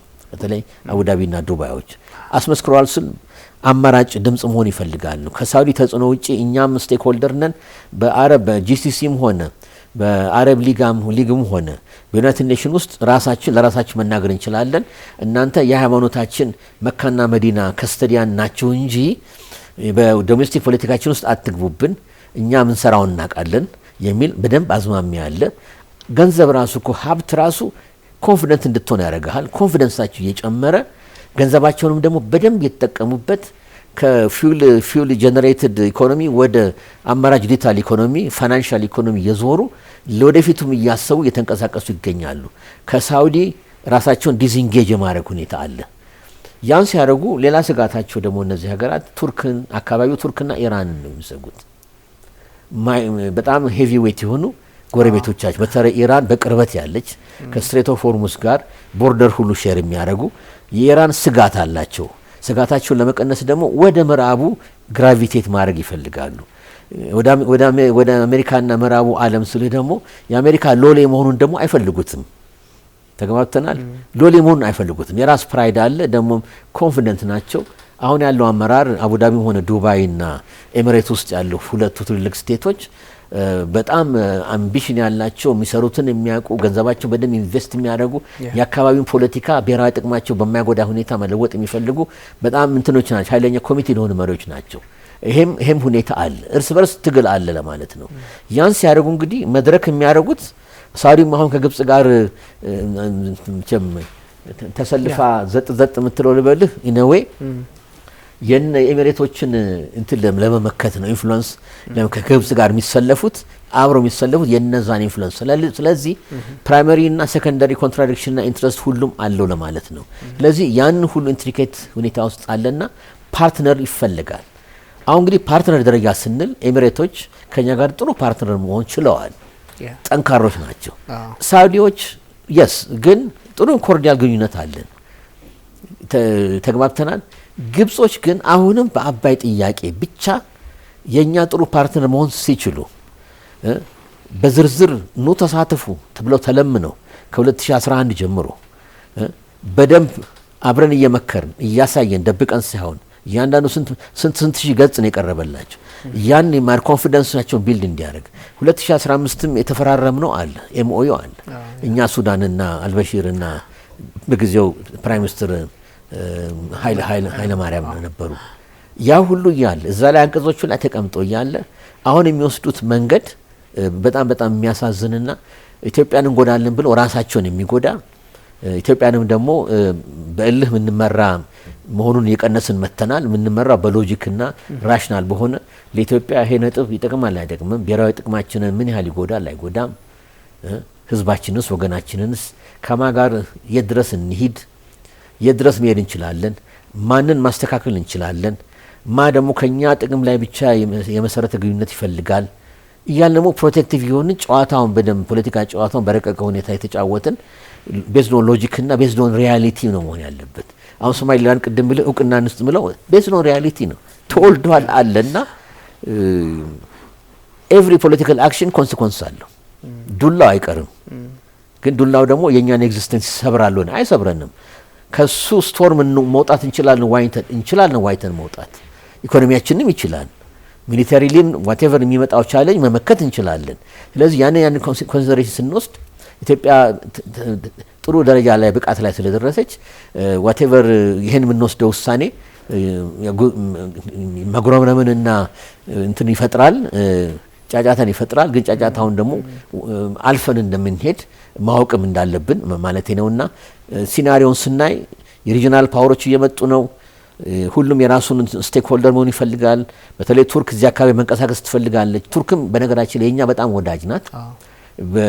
በዚህ ብንለያይም ፖለቲካ ደግሞ በመቶ ጉዳዮች ቢኖሩ በ70 አንድ ሆነ በ10 በሀብትን ላይ ኢስ ኖርማል ምንም ችግር የለውም። አብረ መኖሩ ይቀጥላል። ወደፊት ደግሞ ወደኛ ይመጣሉ ወይም አቋማቸውን ሪቫሉዌት ያደርጋሉና በዛ መልክ ነው የምናየው አካባቢው ማለት ፈልጋለሁ። በጣም ነው የማመሰግነው። እንደው ምናልባት በደቂቃ ውስጥ እንደው ጠቅለል ያለች ሀሳብ ካሉት ከዚህ ከአፍሪካ ቀንድ ፖለቲካና ከኛው ከራሳችን ጥቅም አንጻር ፖለቲካውን በተመለከተ እንደው ምን ሊሆን ይችላል አካባቢ ምን ሊሆን ይችላል የሚለው ፋክት የሚሆነው እየሆነ የሚመጣ ሶማሊላንድ ሪኮግኒሽን ታገኛለች። አሁን ቅድመ ተከተል ነው እንጂ በቃ አውቅና በደም ታገኛለች። ኔክስት ስቴፕ ያው ይንጫጫል ምን ይላል ወደ አፍሪካ ህብረት ትገባለች፣ ኢጋድም ትገባለች። ጊዜውንና ትኩሳቱን ጠብቆ ማለት ነው። ከዛም ከፈለጉ ወደ አረብ ሊግ ይገባሉ። ያው ሶማሌ እንግዲህ ብሎ ሬዚስት አርገው አሁን እኛ ኢትዮጵያኖች ኤርትራ ላይ ብዙ ቅር ተሰኝተን እንዲህ ብለን ኤርትራን ተቀብለን አብረናል አይደለም እንደ ሀገር። በቃ እኮ መወለዱን ስትቀበል ያ ሁሉ እኮ ያልፋል። ካለፈው በኋላ እንደ ኩል ሶማሌ ሞቃዲሾ እነሱን መቀበላቸው አይቀርም። እንደውም ወንድማማች ናቸው፣ ጥሩ ወንድም ይሆናሉ፣ አብሮ ማደግ ይችላሉ። እንግዲህ እነዛ ቤታቸውን ኦርደር ካደረጉ ሞቃዲሾ ማለት ነው እነዛ አድርገው ጨርሰዋል። ስለዚህ የሶማሊላንድ መቀበል ማይቀር ነው። ሞር ሀገራት ይጨምራሉ። ኢትዮጵያ መራሷ ትቀበላለች ነው ምለው። የተጠናከረ የአሜሪካ ፕሬዘንስ ገልፍ ኦፍ አደን ላይ እንደገና እየመጣ ነው። ሶቪየቶችም ቀይ ባህር ላይ ራሽያን ፌዴሬሽንም ፕሬዘንሳቸው እያሳዩ ነው። ቱርኮችም ሞቃዲሾ ውስጥ የተጠናከረ አፒረንስ እና ሁኔታ እናያለን። የኤሚሬትሶች ኢንፍሉዌንስ ይጨምራል። የኢራኖች ኢንፍሉዌንስ ይኖራል። ግን ከአሜሪካ ጋር ባላቸው ችግር ቀይ ባህር ላይ እስካሁን አላየንም። እዛው ፐርሺያን ገልፍ ላይ ነው ያሉት። ሌላው ዞሮ ፖለቲካው ወደ ምንድነው? ወደ ብልጽግናና ወደ እድገት ነው። ኢትዮጵያ ኮሪዶር ትፈልጋለች። ኮሪዶር ጥያቄያችን በዛ ይመለሳል። የጅቡቲው እስከቻልን ድረስ እንቀጥላለን። በእኛ ላይ ዲፔንድ ስለሚያደርጉ ቶታሊ የሚዘጉ አይመስለኝም። እኛን ትንሽ እንዲያው ለመቆንጠጥ በእነሱ አቅም ድፍረት ነው እንጂ ጠባያቸውን እኛን ኮስተር ብለን ምላሽ ስንሰጥ ሰልፋቸውን ያሳምራሉ ነው ምለው። የኤርትራም የአመራር ጥያቄ ነው። አመራሩ ዞር ሲል በህዝብ ብሶትና መነሳሳት ሆነ። እግዚአብሔርን እኮ አንዳንዴ ሰው ይገላግላል። እና አሁን አንተ ተረኛ ነህና ብሎ ጊዜ ሲጠራኮ በግድ ሌላ መሪና አመራር ይመረጣል። ይሄ ሰው ነዋሪ አይደለም፣ ዘላለም አለን የለንም ወደማይቀርበት ይላል ሀገራችን ሰው ወደማይቀርበት መሄድ ሁኔታ ይመጣልና እሱም ራሱ አንድ መፍትሄ ነው የሚሆነው ለኤርትራ ህዝብ። ከዛ ውጪ ያ መፍትሄ ሲያገኙ ከኛ ጋር መኖራቸው አይቀርም። እንደውም ጠቀሜታው ለነሱ ነው እንጂ ከኛ አይበል ለነሱ ነው። ይሄ አካባቢ ብዙ ሪሶርስ ስላለው ወደ ኢኮኖሚክ ኢንትረስት ፖለቲካው እየቀነሰ ኢኮኖሚክ ኢንትረስት በሚቀጥለው 20-30 ዓመት ይሄዳል ነው ምለው። ከፊሸሪ ቅድም እንዳልኩት ኤክስፕሎይት ከማድረግ ሁኔታ ኦፍሾር ኦይል እና ጋዝ ኤክስፕሎይት ከማድረግ ሁኔታ እኛም አለን። አሁን ጋዙን ወደ ኤክስፖርት ማድረግ ነው። የኮሪዶሩን ሬልዌው መንገዱ አለ፣ ሬልዌን እንሰራለን፣ ብዙ አማራጭ እንሰራለን። ፊው ዴይስ አጎ እንደገና ደግሞ ከኬንያው ፕሬዚደንት ጋር ጠቅላይ ሚኒስትር አብይ በሊፕሴት በላሙ ፕሮጀክት ላይ እንዳልሞተ አስረድተውናል፣ ገልጸውናል። የቀዘቀዘ ጉዳይ እንጂ እንዳልሞተ ጉዳዩ ማንቀሳቀስ ነው። ለደቡብ ኢትዮጵያ ደቡብ ምስራቅ እሱ ያገለግለናል። ብዙ አማራጭ አለ። የኛ ክብደትና ኢኮኖሚ እነሱ በእኛ ዙሪያ ይሽከረከራሉ እንጂ እኛ በኤርትራ ዙሪያ አንሽከረከርም። ይሄንን ተቀብሎ ማደር ራሱ ከብዙ ህመም ያድናል ባይ ነኝ። ትናንሽ ሀገር ሆኖ ኢትዮጵያን ማሽከርከር በጣም ከባድ ነው። ይሄን ዝም ብሎ ሀገር ከመውደድ ብቻ አይደለም፣ ሪያሊቲው ነው። ብዙ ህዝብ አለን፣ ይቀበሉ። ሰፊ ሀገር ነው፣ ይቀበሉ። ኢኮኖሚያችን እየገሰገሰ ነው። ባደግን ቁጥር ተሽከርክረው እኛ ጋር ይመጣሉ እንጂ እኛ ወደ እነሱ አንሄድምና with every passing year ኢትዮጵያ ለፎረን ፖሊሲና ዲፕሎማሲዋ አቅም የሚሆን ኢቨን እንደ ሰው አገር መቼም አሻንጉሊት አይደለም። ገመዶችን እየሳብን ምንጫወትበት ብዙ ኢንትረስታችንን ደግሞ ምናስከብርበት ብዙ እድሎች ወደ ኢትዮጵያ ይመጣሉ፣ እየመጡ ነው ማለት የምችለው። በጣም ማመሰግነው ፕሮፌሰር። ታሪክን ከአሁናዊ ጉዳይ ወደፊት ምን ሊሆን ይችላል የሚሉት ፐርስፔክቲቮችንም ከአፍሪካ ቀንድም በጠቅላላው ስላለም ጉዳይ በስፋት አንስተናል። በጣም ማመሰግነው ፕሮፌሰር። ማመሰግናለሁ። ውድ ተመልካቾቻችን ስትከታተሉት የነበረ የኤንቢሲ ዓለም አቀፍ የተለያዩ ሀሳቦችን አንስተናል። የአፍሪካ ቀንድን ጉዳይ እንደዚሁም ደግሞ ሶማሊላንድ በእስራኤል እውቅና ተሰጣ ሲባል ምን ማለት ነው የሚለውንና አንዳንድ ዓለም አቀፋዊ ሁነቶችና ታሪኮችን በስፋት አንስተናል። እንግዲህ ፕሮፌሰር ብሩክ ኃይሉና ቢኒያም ካሴ አብረናችሁ ቆይታ አድርገናል። መልካም ጊዜ ይሁንላችሁ።